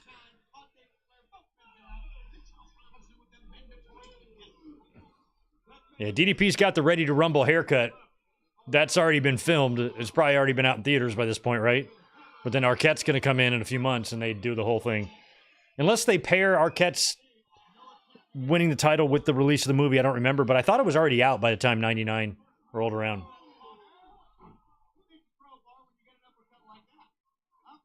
I'm pretty sure me and my buddy went to see it in the theater, I think. I was kind of curious. I hated WCW at the time. I thought they sucked ass, but I was kind of curious in the movie because so many wrestlers were in it. And it couldn't be any worse than No Holds Barred, which I also saw in the theater.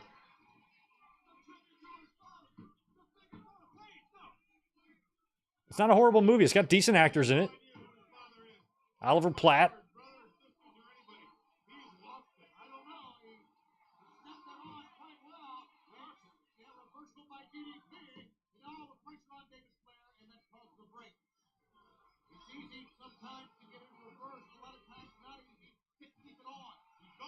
Look how close. It's right there. He doesn't even have to climb up the pole. Like, what are they doing? There.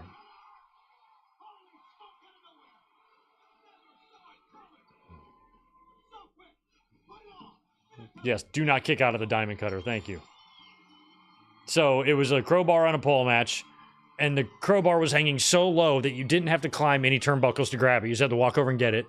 And then Flair finally grabs it, and then he's immediately hit with a Diamond Cutter and pinned. Oh. This is the worst fucking pay-per-view I've ever seen in my life. And I saw December to Dismember. You're one of the dumbest people I know, and I know Ospreay.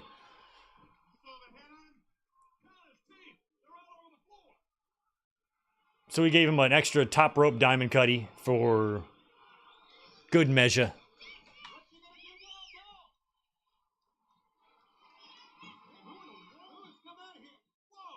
Who's that? What? He's going to stop him? Who is that? Is that Daphne? Yeah, that's Daphne.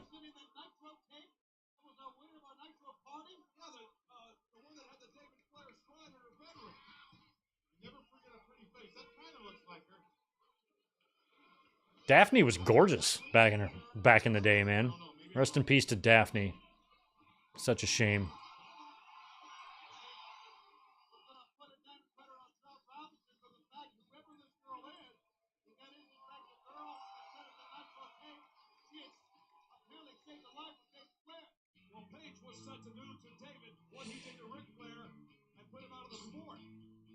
She saved David.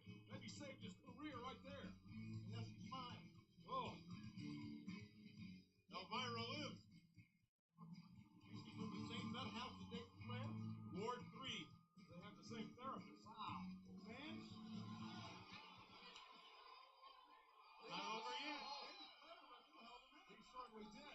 He showed me something inside that square circle with Diamond Dallas Page. He may be crazy like a fox, like Ring said. Coming up next, Sting against the total package. Lives his contract with the total package to be null and void if Sting wins. Hey, Bearman!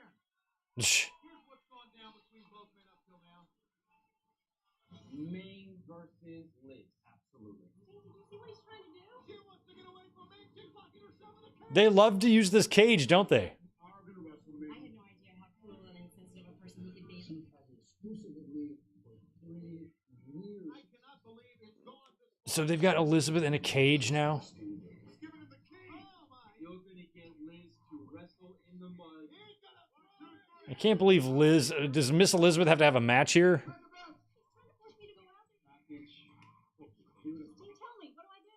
Enough is enough. Jump's been filed. Now, as far as this woman right here goes, Miss Elizabeth only work for me. She is representing me. Sting, you're on your own. She is Oh, it's Sting versus Luger. Okay. anymore. The total package doesn't get mad. It gets even. Sting beats the total package on Sunday, and Elizabeth's contract with the total package will be void. This is one of my favorite Elizabeth looks was at this point. At this time, she was so hot. Starcade 1999 as we put to bed. And the decade of the 90s. The 90s was for our sport. Oh, yeah.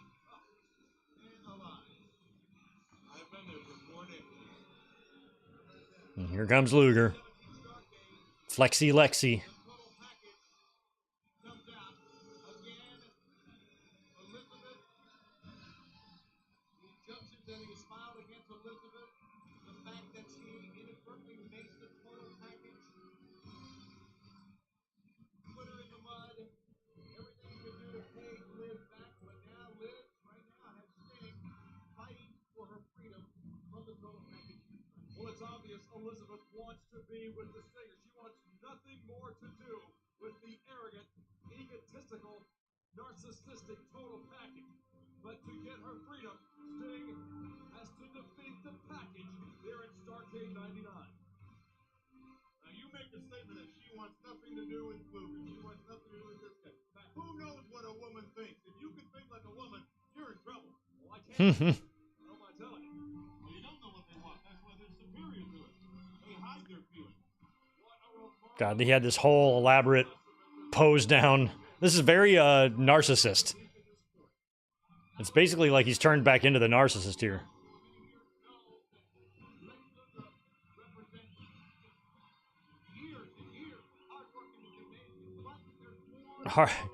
Luger represents years and years of hard work in the gymnasium. Who calls it a gymnasium? Unbelievable. What a physique. Look at that most muscular. Look at that trap.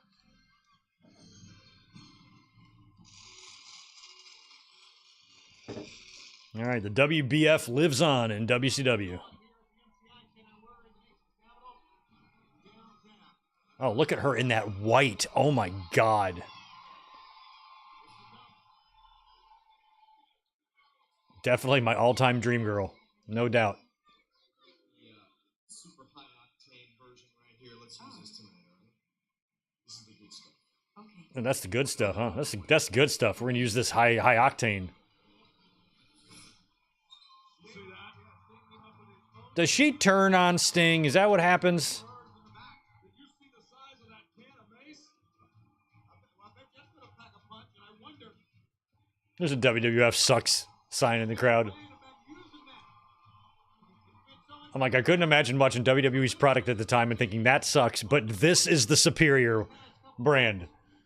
I'm like, are you not watching the very show you're sitting in the audience of right now? Good Lord. Oh, Elizabeth, my God. Very well.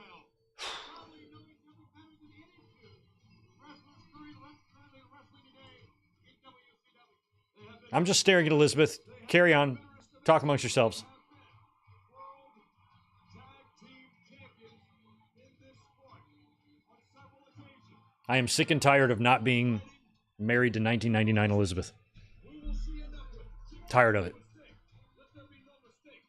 But contractually, the lawyers have said she belongs to the package. And the package wants her back in the worst way. And look at the package, boy. Yeah, Luger's tripping all over Sting's jacket there. Then he takes you down piece by piece. I've never seen him this aggressive. He realized what he has in there. Elizabeth on the floor. Sting in the ring. This is what he's got to do to beat this thing. In tremendous cardiovascular. Yeah, so we got Made in the USA Lex Luger. We got Mr. Perfect, Bret the Hitman Hart, Psycho Sid, Big Daddy Cool Diesel, Double J Jeff Jarrett, Gold Dust. They're all in WCW in '99.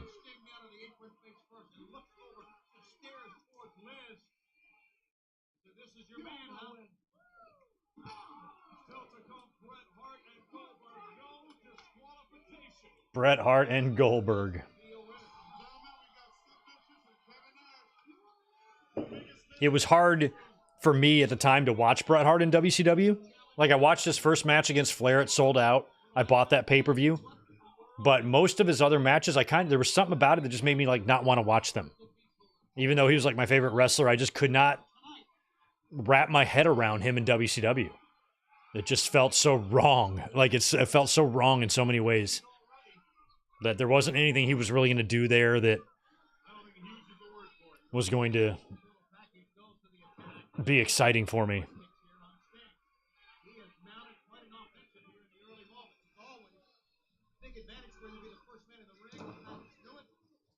Yeah, Sting was rocking out to Metallica by this point, wasn't he? I love that theme. He used it in AEW a couple times, didn't he?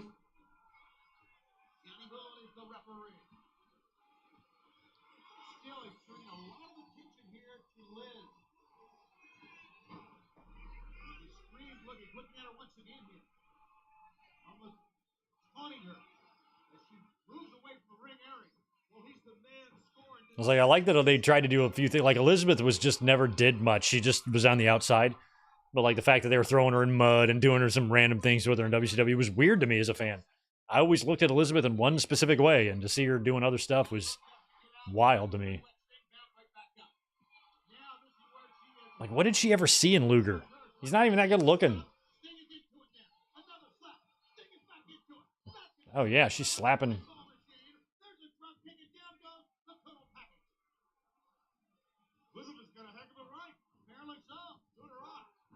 I mean, Sting has already been through the thing 2 years ago with being in the rafters and then coming back and wrestling Hogan at Starcade, then turning into NWO Sting. Now he's back to regular Sting or Crow Sting again. Oh, she's got the mace. Look at this. Look at her in here.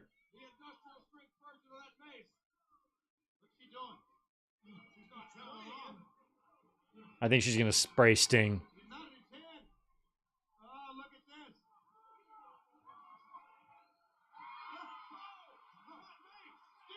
Oh, poor Elizabeth.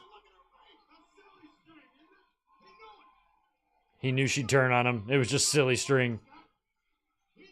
Oh, yeah, he switched out cans. That's right. He goes, we'll use the good stuff. So Sting saw it coming. He swerved her.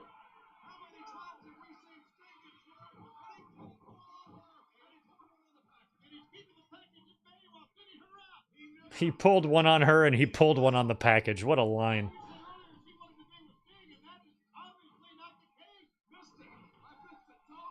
The fans are just dead silent for all of this.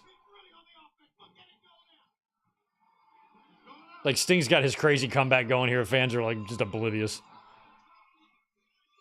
Oh, big splash. That was actually pretty good. And a kick out.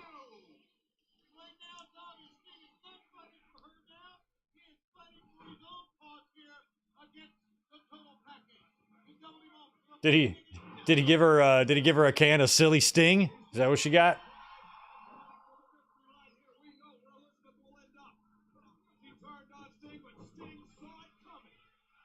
Big stingy splash.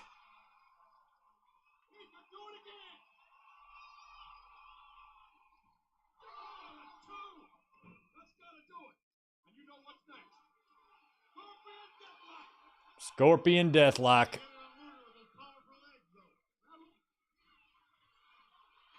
She's in.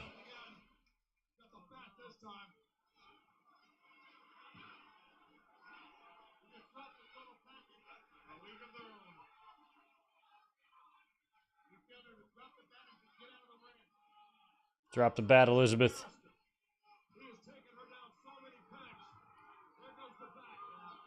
What's she gonna do now? Low blow him? Look at Elizabeth. Oh! Oh my God. She hit him right in the face with a bat. I'm hoping that's a Nerf bat. She's not done. Oh, now she's got a chair. I love this hardcore Elizabeth.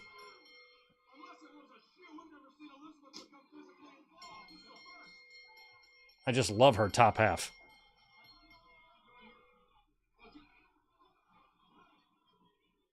They're going to Pillmanize Sting's over the top rope goes the referee. He's going to... No!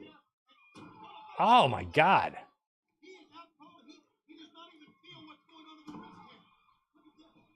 Oh, that's bad. Ouch. He's stomping the... That actually looks like it hurts like shit.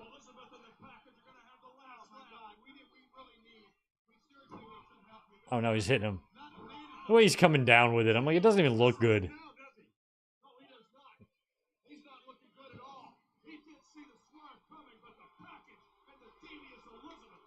The devious Elizabeth. Elizabeth is not devious.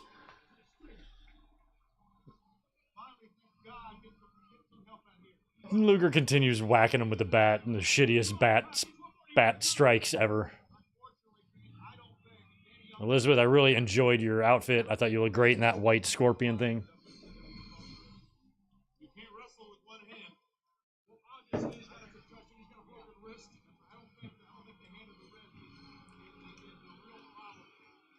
The way I love Bret Hart as a wrestler is the way I love Elizabeth as a crush. It's like the same. It's the same energy.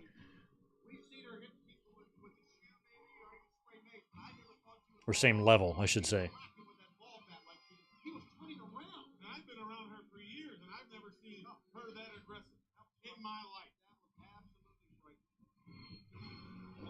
Foxstar, I'm so glad that a lot of this is fresh in your head because you've recently watched all this. So he's got this whole arm Pillmanizing gimmick going on from February of March of 2000. I would have never remembered that.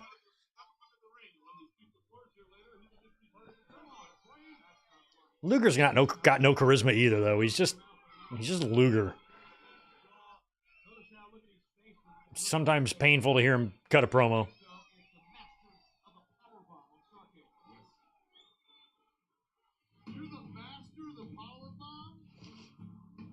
The master of the Powerbomb. Well, Sid was using it first, Nash.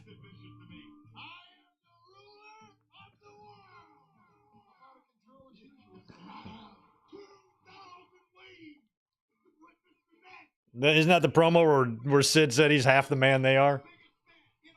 I have half the brain that you do. Oh, yeah. And I only have half the brain that you do. Sid is too funny. Sid was the best.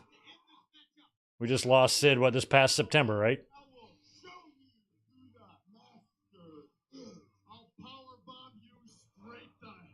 Ugh. It's crazy to see all these WWF top stars of WWF in '95 all back together here in WCW under this with no Vince and trying to coexist and book around each other and just so weird. And here comes one master of the Powerbomb.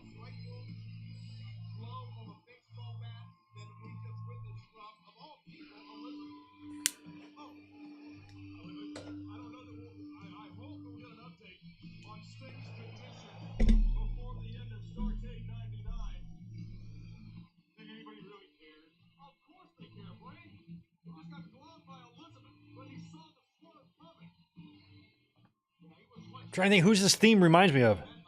Dun, dun, dun, dun, dun. Who was that? Sid's theme reminds me of somebody's. I can't remember. I'm trying to think of it in my head. Oh, I gotta do a quick little catch up here.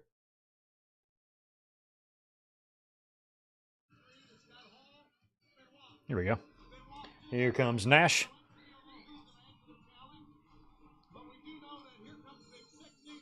Yeah, so he's one half of the tag champs here with Scott Hall, right?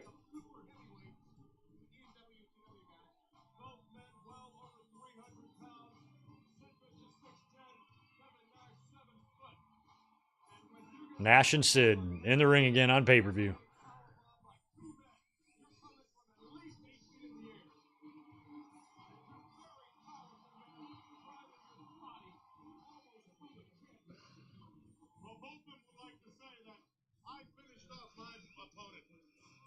What was the attendance for this show? Yeah, 8,500 people here. About standard for those days for them. Like usually 8 to 12,000 or something like that.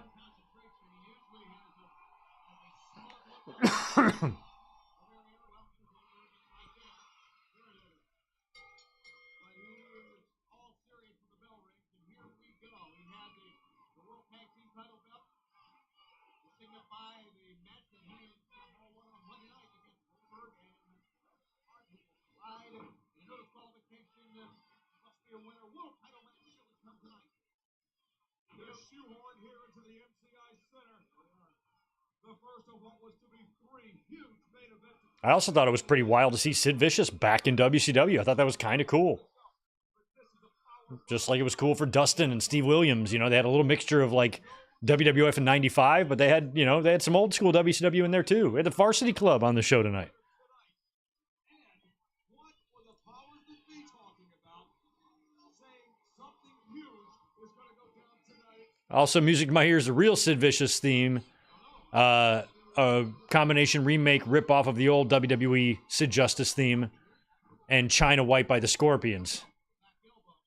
Yeah, and I'm trying to remember what I'm trying to, it's on the tip of my brain here. I can sing it. Don't forget Kevin Nash. These Powerbomb men well over 500 pounds. Okay, I remember. I finally got it. I think it's Crush I'm thinking of. Crush's Babyface theme in 93.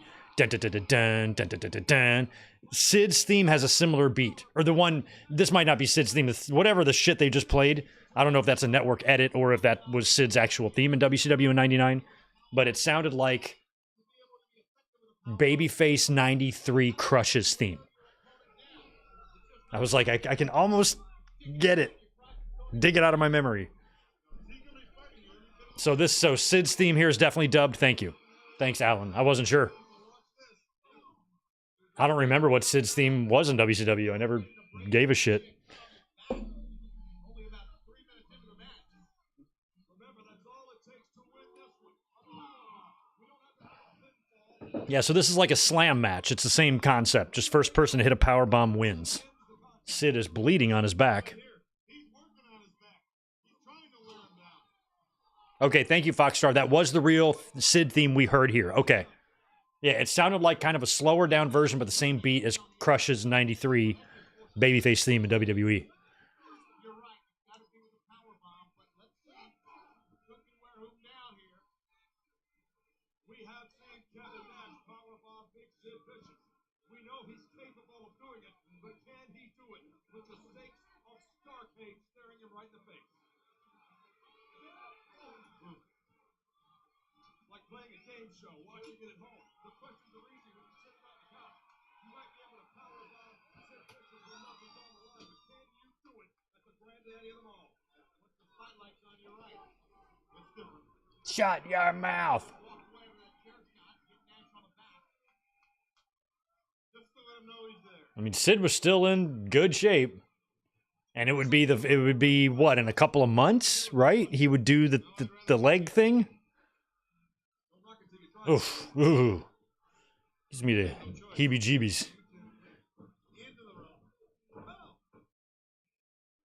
Yeah, thanks for the confirmation there, Foxstar. Appreciate that $10 you sent us too. Thank you so much.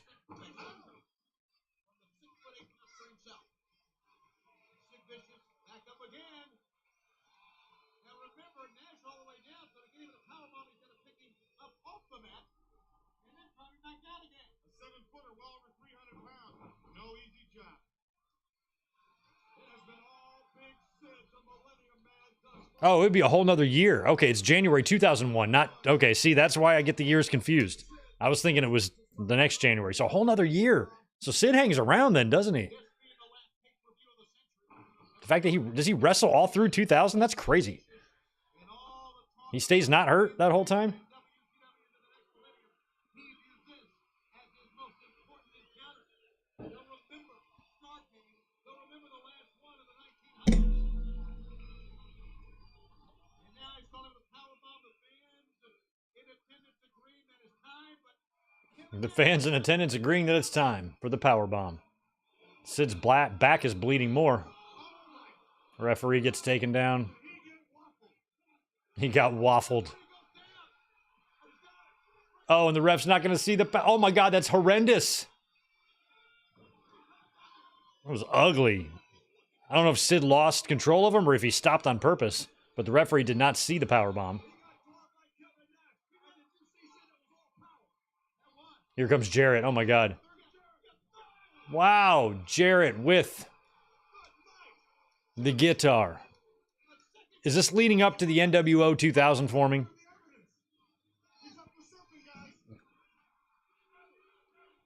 Oh, okay, Victor. I was about to say, there's no way he stays healthy for all that. Well, we have seen this unholy alliance form between Jeff Jarrett and the outsiders of late, and the referee still hasn't seen what is going on in that ring. They're Jarrett's gone, the pieces of his tire gone. And Sid's gone too. The bye-bye lad, he's out. Sid powerbomb Kevin Nash. This match should be over. This is a travesty. By the stipulation, Sid should have won this match. And now Nash is going to get up and powerbomb him and win.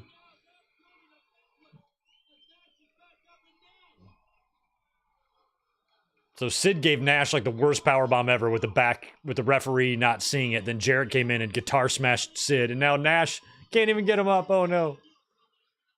Come on, Big Daddy Cool. If Vince was on commentary, he'd muster your energy. Come on, Big Daddy Cool. He can do it. What a maneuver!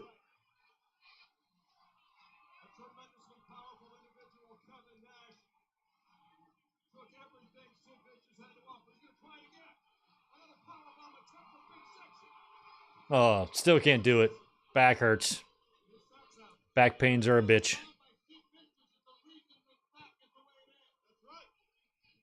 Yeah, okay, the following night is NWO 2000. Okay, got it. Yeah, because I knew that was right before Bret has to retire, right?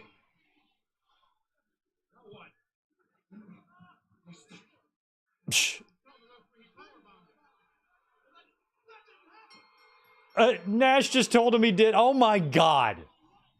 That is insane.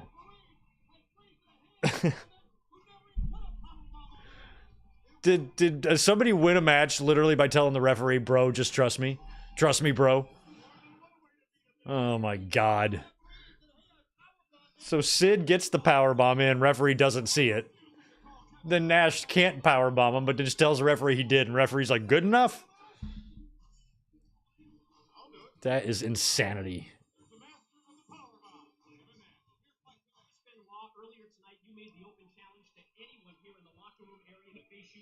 Oh yeah, so this is the U.S. title match, I forgot. Who's your opponent going to be?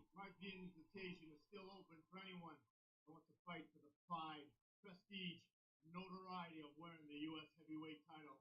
But they're going to have to go through the crippler. When they go through the crippler, they're going to find out what's silent, what's violent. It's all about. All right, so Benoit's coming out to the ring.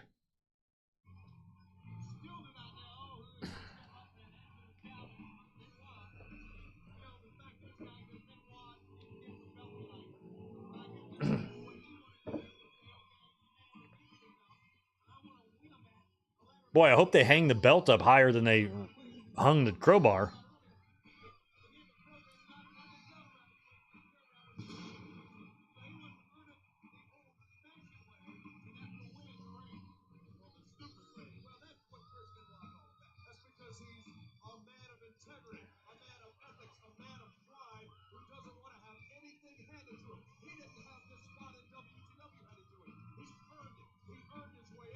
Yeah, silent but violent. At least he didn't say silent but deadly. Because he also is deadly. In a very, very, very literal sense. I liked Benoit's old WCW theme. I thought it was real catchy.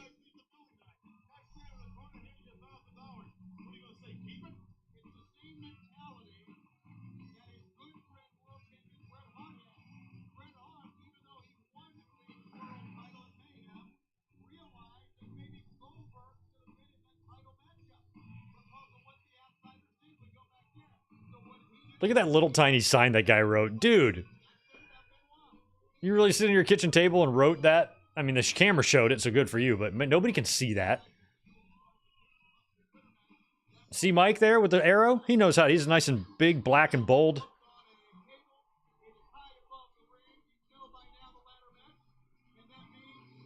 Which is also my nickname, by the way. Oh, it's Jarrett. So Jarrett had a match, then he did a run in that other match. Now he's out here now. And he's wearing normal gear with his yellow glasses.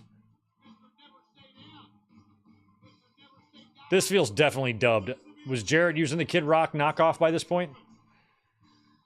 He's good, boy. He is really good. Cut my damn music. I agree with that. And he's mean. I'll tell you what, Flapnut. Your glasses are crooked, slap nuts. I've already kicked one ass tonight. I might as well make it two. Actually, it'll be three. Crippler my ass. When I get done with you and I steal this ladder and get that damn belt, you're gonna be the one crippled. Gotcha, yeah, so the Benoit theme would be short-lived because he only debuted it at Mayhem, and then he's about to leave. He's about to bounce.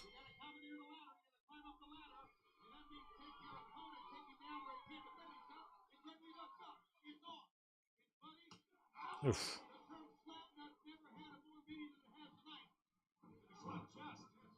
Slap chest. I'll tell you, the statement I said about Benoit not being too right. I meant that.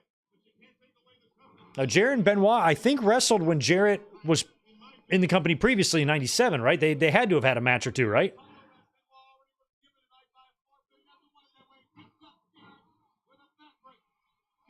Or maybe they were Horseman stablemates. I don't remember.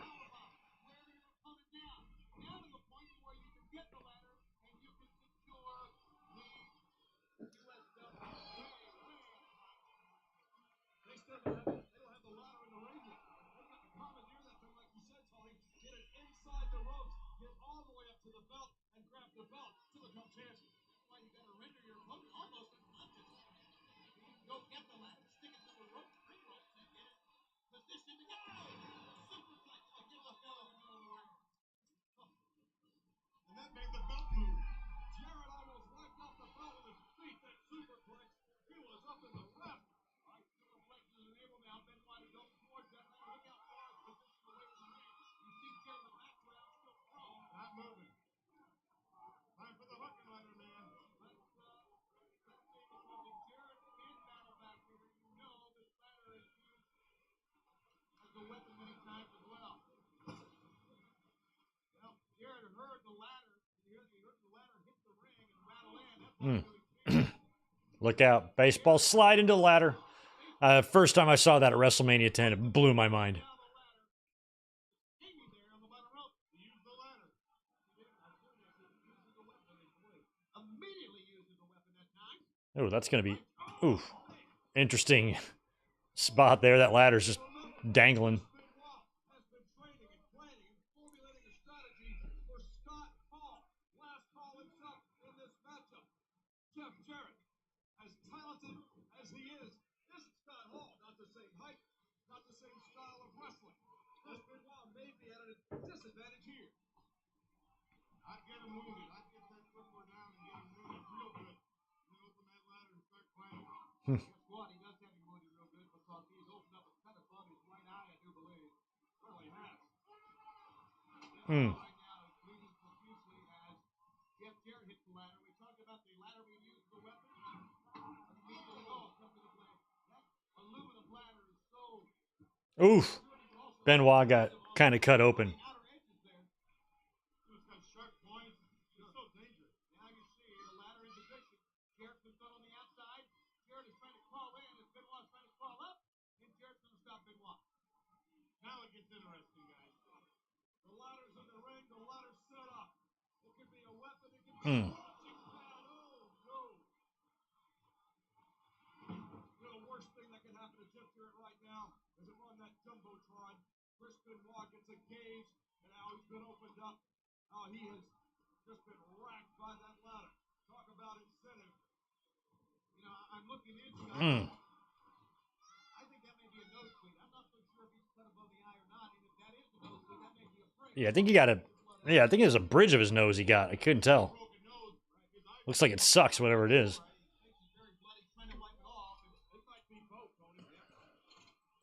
That ladder swarmed him right in the face from that drop kick, that baseball slide drop kick from Jeff Jarrett. All right, so Jarrett, that ladder popped up again. Oh, that time he just shot him all the way up to the top rung of the ladder. The fact is, Benoit's hurt, and Jarrett is not just resting on that one injury. He is going at him full bore here. But Chris Benoit, he's cut himself worse than that Catering. He's been hurt before. He thrives on it. Jarrett picks him up. Oh. Benoit got the right foot up, and that God, the blood on his nose is just. that saved him. Yep, it did. But he's still hit hard. No, oh no. God, are they going to back suplex off there? Wow. Oh. I mean, Jarrett and Benoit are good workers here, so this match shouldn't be bad. And it's a ladder match, and those are always fun. Not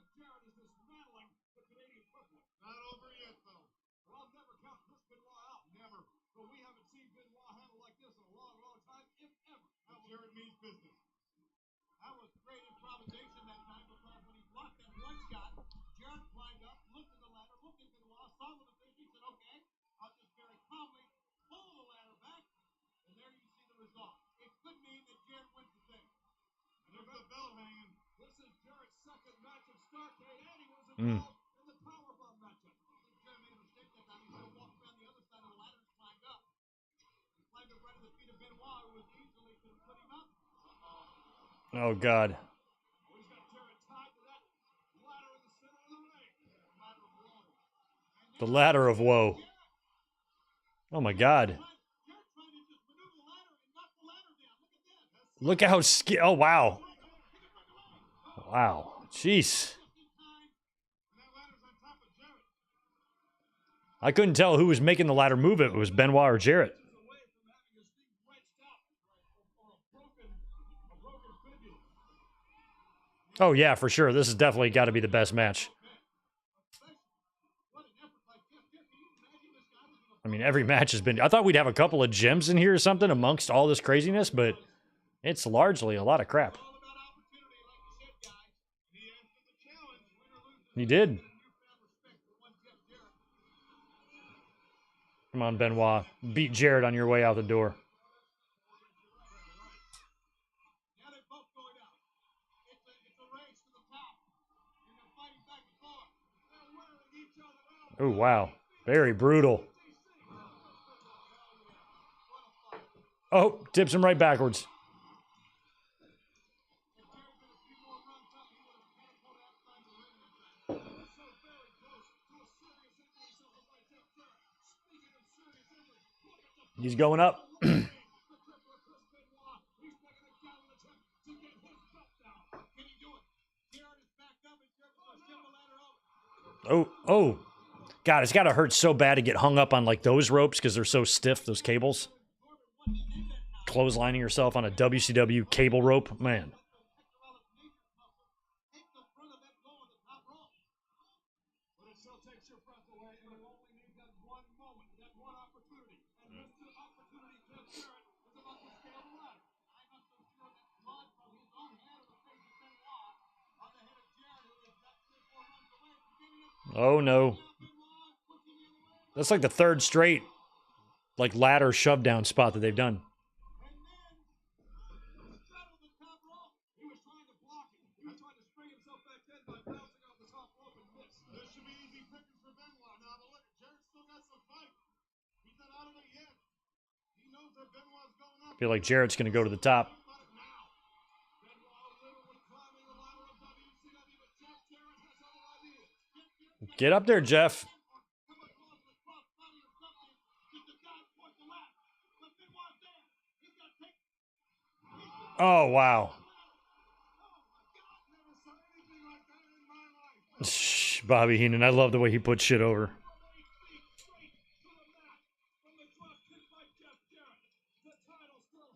I think the blood in Jarrett's head is from the nose of Benoit, not from his own head. Although I'm not sure. There was a bunkhouse match earlier, so.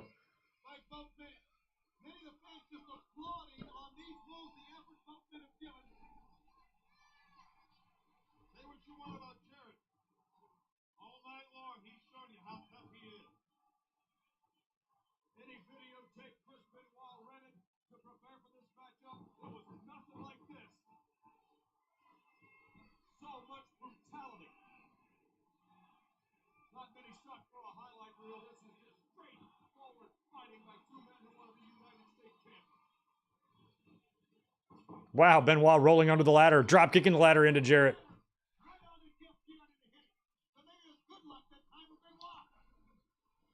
We have never watched a sold out, Victor. We could watch one next month, maybe. Maybe that one in '98 when Bret debuted. Or Bret's first match, I should say. Against Flair. All right, well, this should be it. Is he going to headbutt him off the top of here? He is.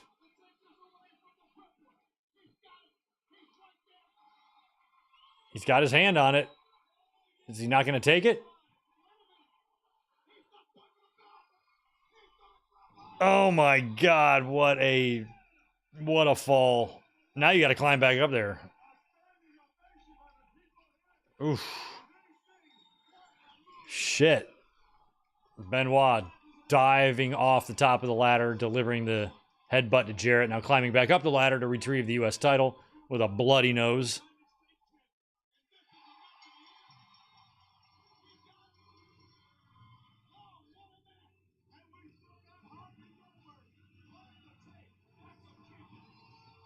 Wow, one good match so far on the whole card. Good job. That was our 12th match and our only good one so far.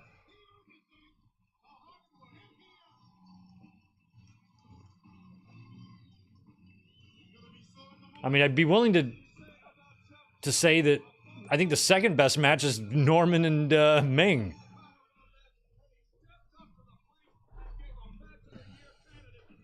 Washington has taken the lead on Atlanta there on the Sunday night game.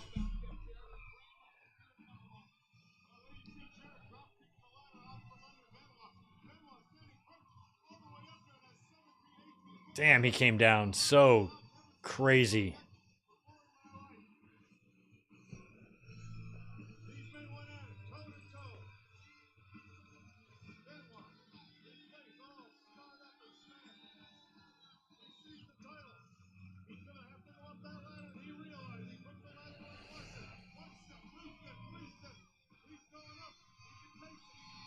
He can taste it, he can feel it.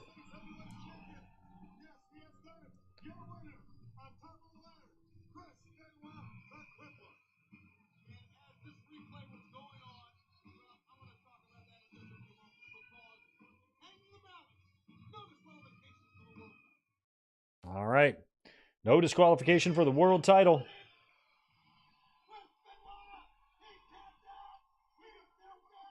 Bret Hart. It's so surreal to see Bret Hart with that big gold. My brain can't fully process it. It's just an image that I feel like there's a glitch in the Matrix or something. Like, how the hell is that even an image that's possible, you know?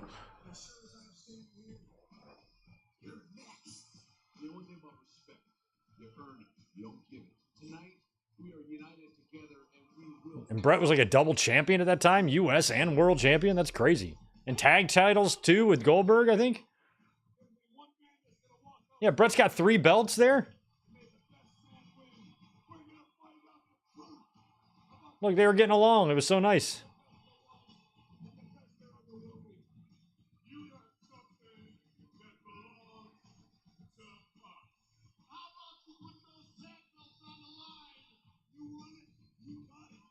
Bret and Goldberg versus the Outsiders.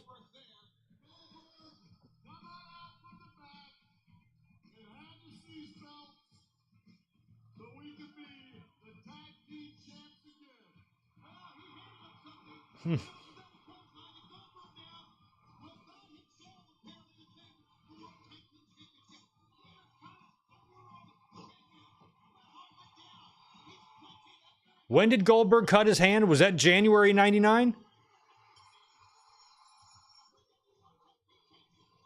going to make one guarantee. At Starcade, I'll be standing there with my hand raised right in the middle of the air. I can guarantee you. Bret Hart, this is the moment that we've all been waiting for. Next up, Bret still looks young here. He's only 42 at this time. He's 5 years younger than I am right now. You know, I'm a man of my word, and I said, in this match, no matter what happens, Bill Goldberg is going to lose. Now, I'm going to prove, because I haven't been able to prove this since I've become champion.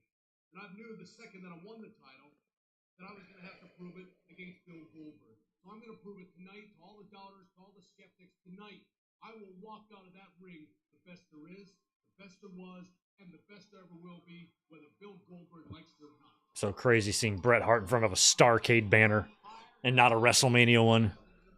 Ugh. Rough. Rough for the Gregster. Well, at least Bret Hart gets the Michael Buffer entrance. At least he gets to scratch that off his list. Is the final WCW Starrcade of the 20th century. Tonight, we will find out who will lead us into the new millennium as the undisputed WCW World Heavyweight Champion. Tonight, we find out who will be the best. Okay, Michael. Are we ready? We're ready. Then. WCW fans, are we ready?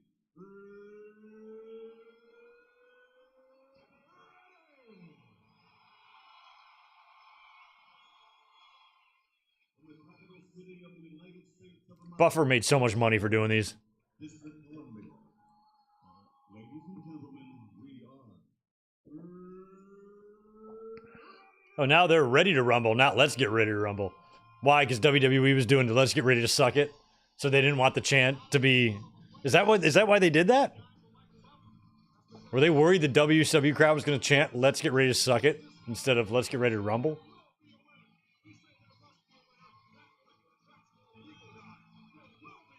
Here comes Bret. No jacket, no nothing. Just out there with the belt.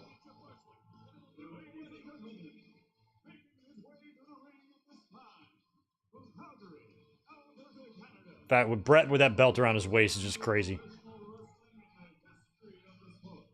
He is the best there is, the best there was, the best there ever will be.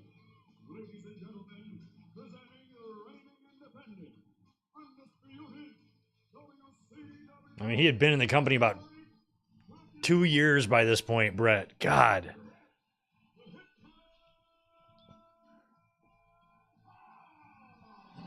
That is just crazy to me.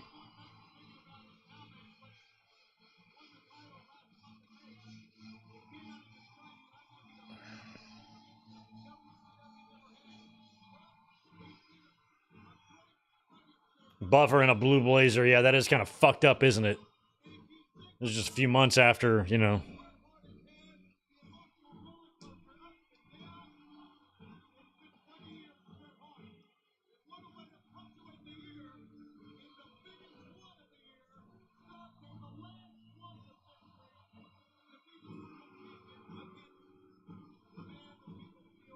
Okay, so it's this year? Yeah, my timeline's all whack. I was thinking Goldberg did that a little bit earlier. I don't know why I thought that was 98.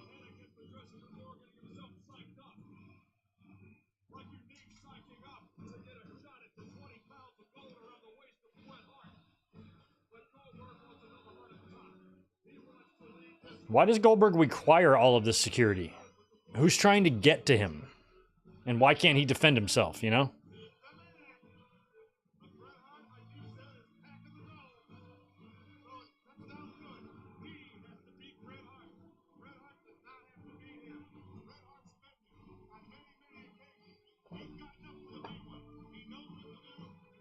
So then has Goldberg...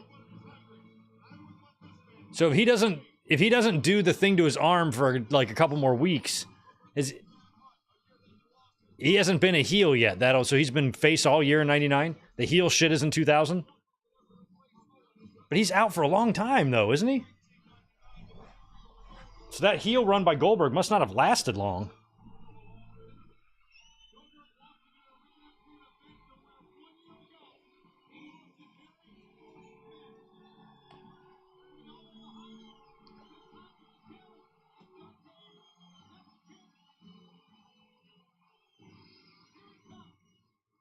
Yeah, like, what did Goldberg do all year? Like, if he lost the title to Nash at Starrcade the previous year, he spent this entire year of 99 just jerking off the whole time? Like, he never got back to the title, huh?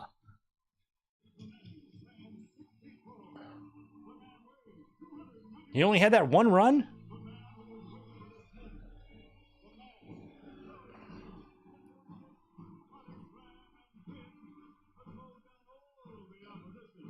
How did he make it all through this year and not get back to the title? What was he doing on pay-per-view?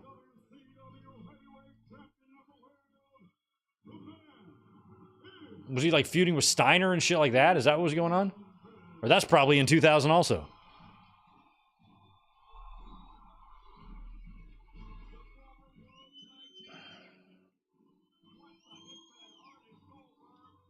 Okay, so he was only babyface briefly. So yeah, he was out for a few months with that injury. Yeah.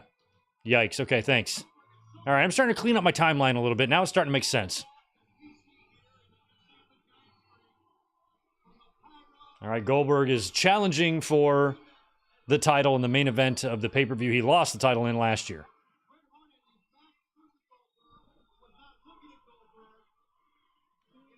It's like, what the hell was Goldberg doing in 99? That he made it the whole year without getting back to the title? Universal Soldier, okay, film that. Gave him something to do.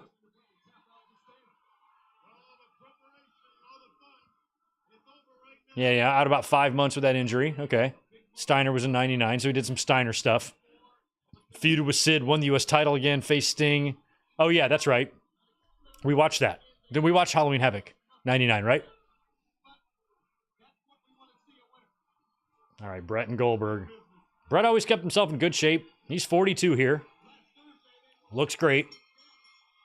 He never let himself go. When he was in ring, he always looked like this. Same body weight, same build definition, same tan, same hair, same amount of oil on him.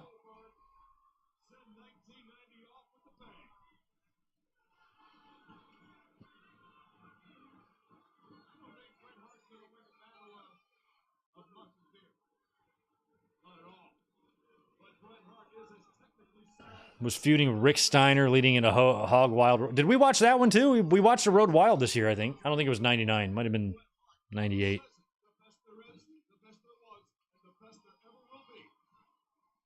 tell you something about Goldberg. This man is an athlete. This man played college ball, pro ball. He's not some guy that wears a medium-sized t-shirt and hangs around some gym all day and thinks he can. Real bad. No, this man has a credential. Goldberg has so many pre-existing scars on his head from beating the door. One stayed there for years, man. It was always visible.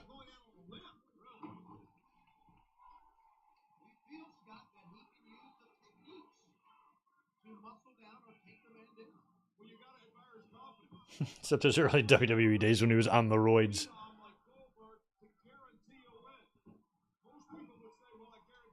I'm thinking I need to start cutting down on my anabolic steroid use. I'm a little bit addicted at this point. I just want to look good, you know? I just want that little extra edge.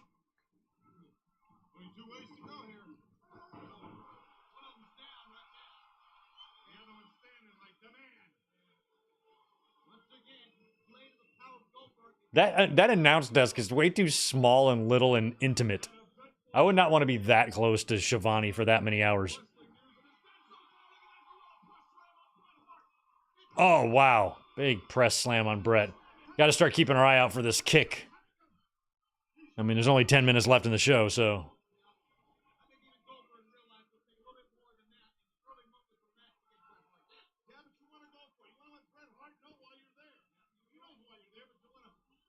Thank you, Victor, for some of those pay-per-view updates. I went to 3 WWE pay-per-views that year and a lot of Raws and stuff, so I was fully immersed in WWE and just not paying much attention to WCW in 99. Didn't really care what they were doing. Thought they sucked.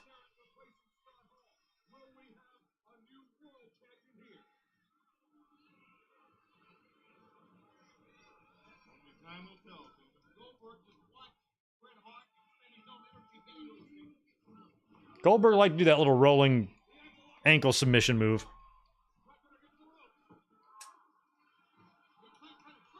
Yeah, sharpshooter. That was stupid, Goldberg. But that's just raw strength, though, by Goldberg.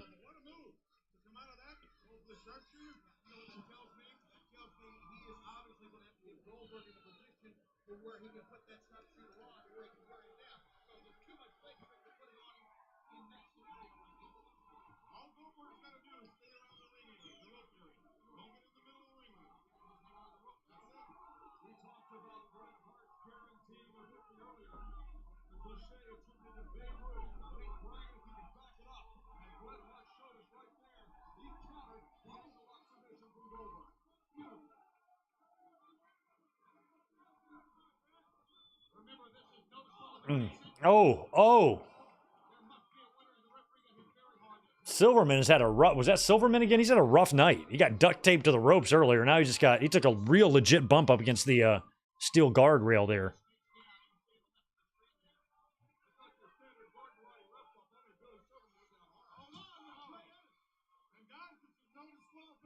Oh yeah, Goldberg and Bam Bam. I forgot about Bam Bam. Holy shit.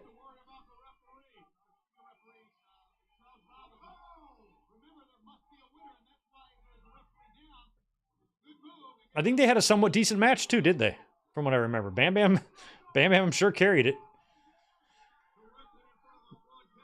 That little tiny announce table is too cute. It looks like a little toy, a little miniature set for kids to use.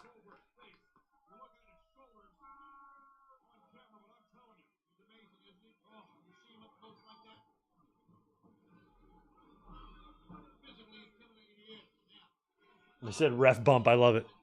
Ref bump.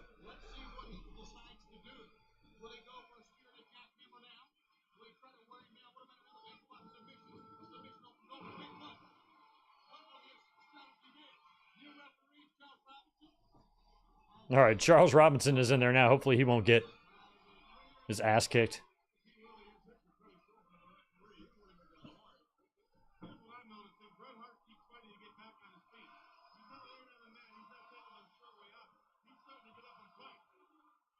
Wow. Goldberg kind of like suplexes over Bret. He kind of took out Robinson. So another ref bump. Oh, Goldberg misses the spear, hits the buckle. This might be where you were talking about earlier about Bret knocking his head on the floor here. Whoever brought that up. Somebody feels like this might be where Bret gets his concussion. Let's watch.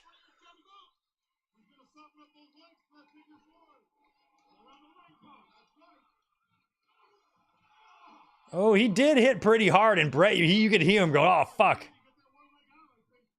And that's possible. It's definitely not a theory pulled out of thin air because there's at least some evidence to back that up. But that might have been where Bret was concussed. Maybe it wasn't even the kick from Goldberg. Maybe all this hate is for nothing. Maybe Bret did it to himself. And Bret... Yeah, and Bret is definitely... I kind of like that theory. Has anybody ever brought that up before? Is that something that's been discussed amongst fans? Like, that might have been it right there. Has this theory been floated around before? It's the first time hearing of it.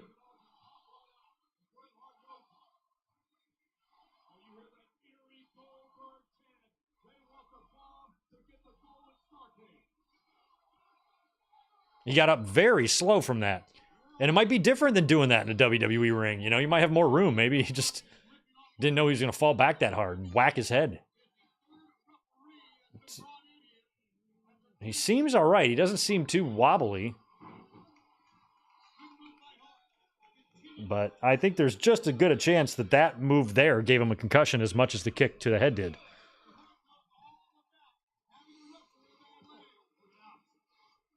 You don't think I'll convince Bret of that? Don't worry, Juliet. I'm not going to try. It's not like I'm going to sit down with Bret and try to convince him that it was the ring post's fault. Bret can believe whatever he wants to believe. I'll just agree with it.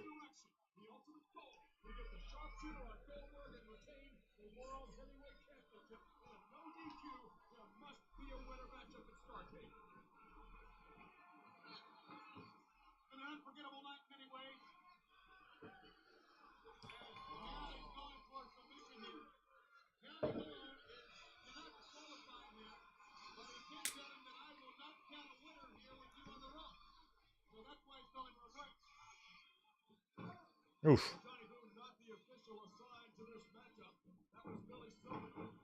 We're on our, what, I guess our third ref now.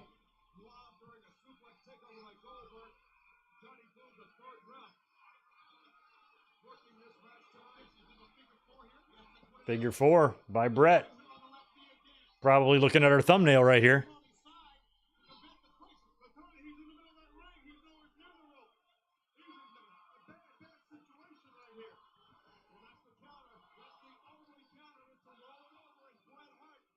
God, Goldberg's busted open on those already pre-existing scabs that he has. Yeah, who's this Johnny Boone? Is he Brady Boone's brother? Never even heard of Johnny Boone.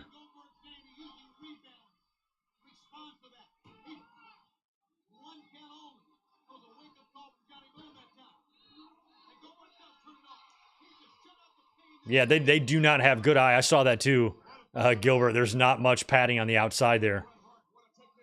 It's not like now where they cover everything. You know, there's some exposed spots there. If you land the right way, you'll hit some cement or cement.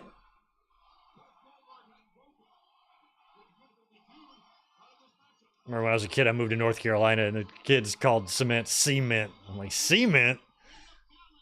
That's hilarious. Step away from the vehicle.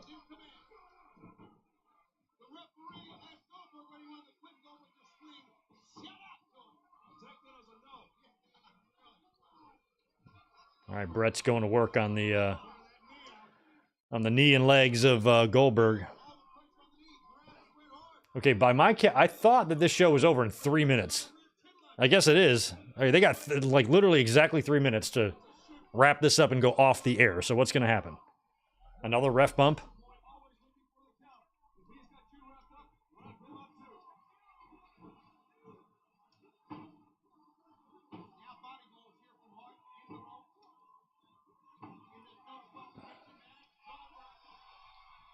Yeah, Stone Cold, he does say cement. I love that. Cement truck. Hell yeah. I still say y'all. I'll never let go of y'all. It's my one link to my former home. I'm keeping y'all as a tribute. Oh, it's like a verbal tattoo. Johnny Boone got back elbowed there by Bret. Brady would have backflipped out of it and missed it and blocked it. Oh, there's a kick. Right there.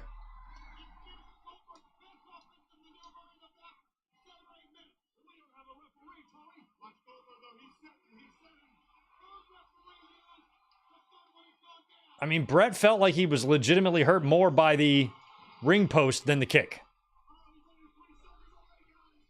I believe that there might be some validity to that theory. I'm not much of a conspiracy theorist, but that I think is possible. That it could be true. That Bret Hart concussed himself on the outside on the figure four ring spot, or figure four on the ring post spot, and not the kick to the head. And here comes Pipey.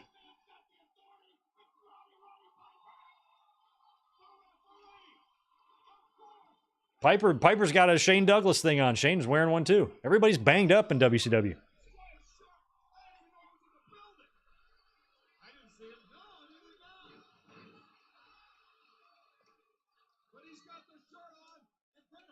Now Bret's got to put the sharpshooter on Goldberg. Oh my God, Piper's just calling for the bell before the move's even applied.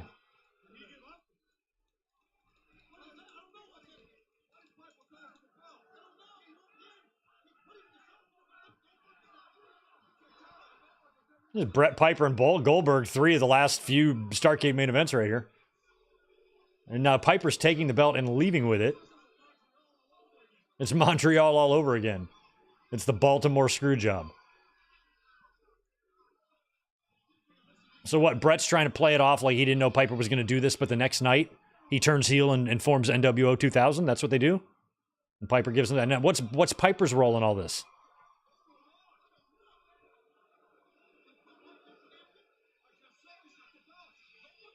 Look at Goldberg. This is bullshit, man. Damn, Goldberg lost 2 back-to-back Starcades to Diesel and Bret Hart. That's awesome. That's awesome. All right. Well, we got through it. My God. I cannot believe that one won the poll, but it did. But we survived. It felt like it went on and dragged on forever, but that was a lot of matches. 13 crammed into 2 hours and 43 minutes. That was wild, man. Wild stuff. God.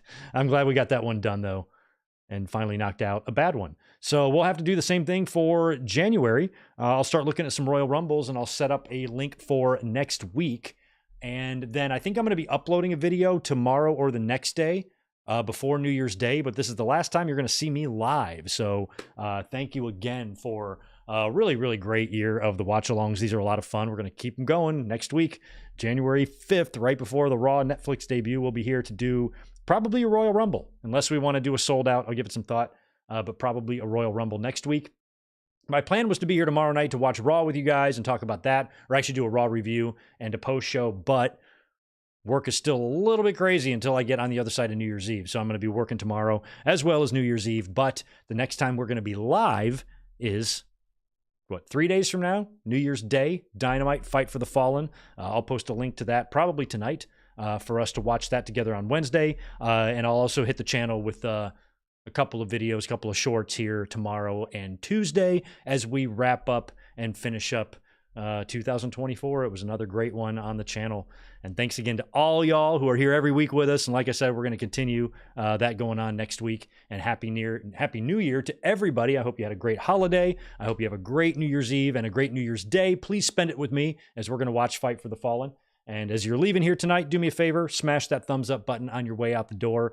And please stay tuned because it's going to be a busy week and we'll be back at it here in just a couple of days. Thank you very, very much for always joining me. And thank you for wrapping up year number 14 on the channel as we head into our 15th here in 2025. Wild. Love y'all. Have a good one.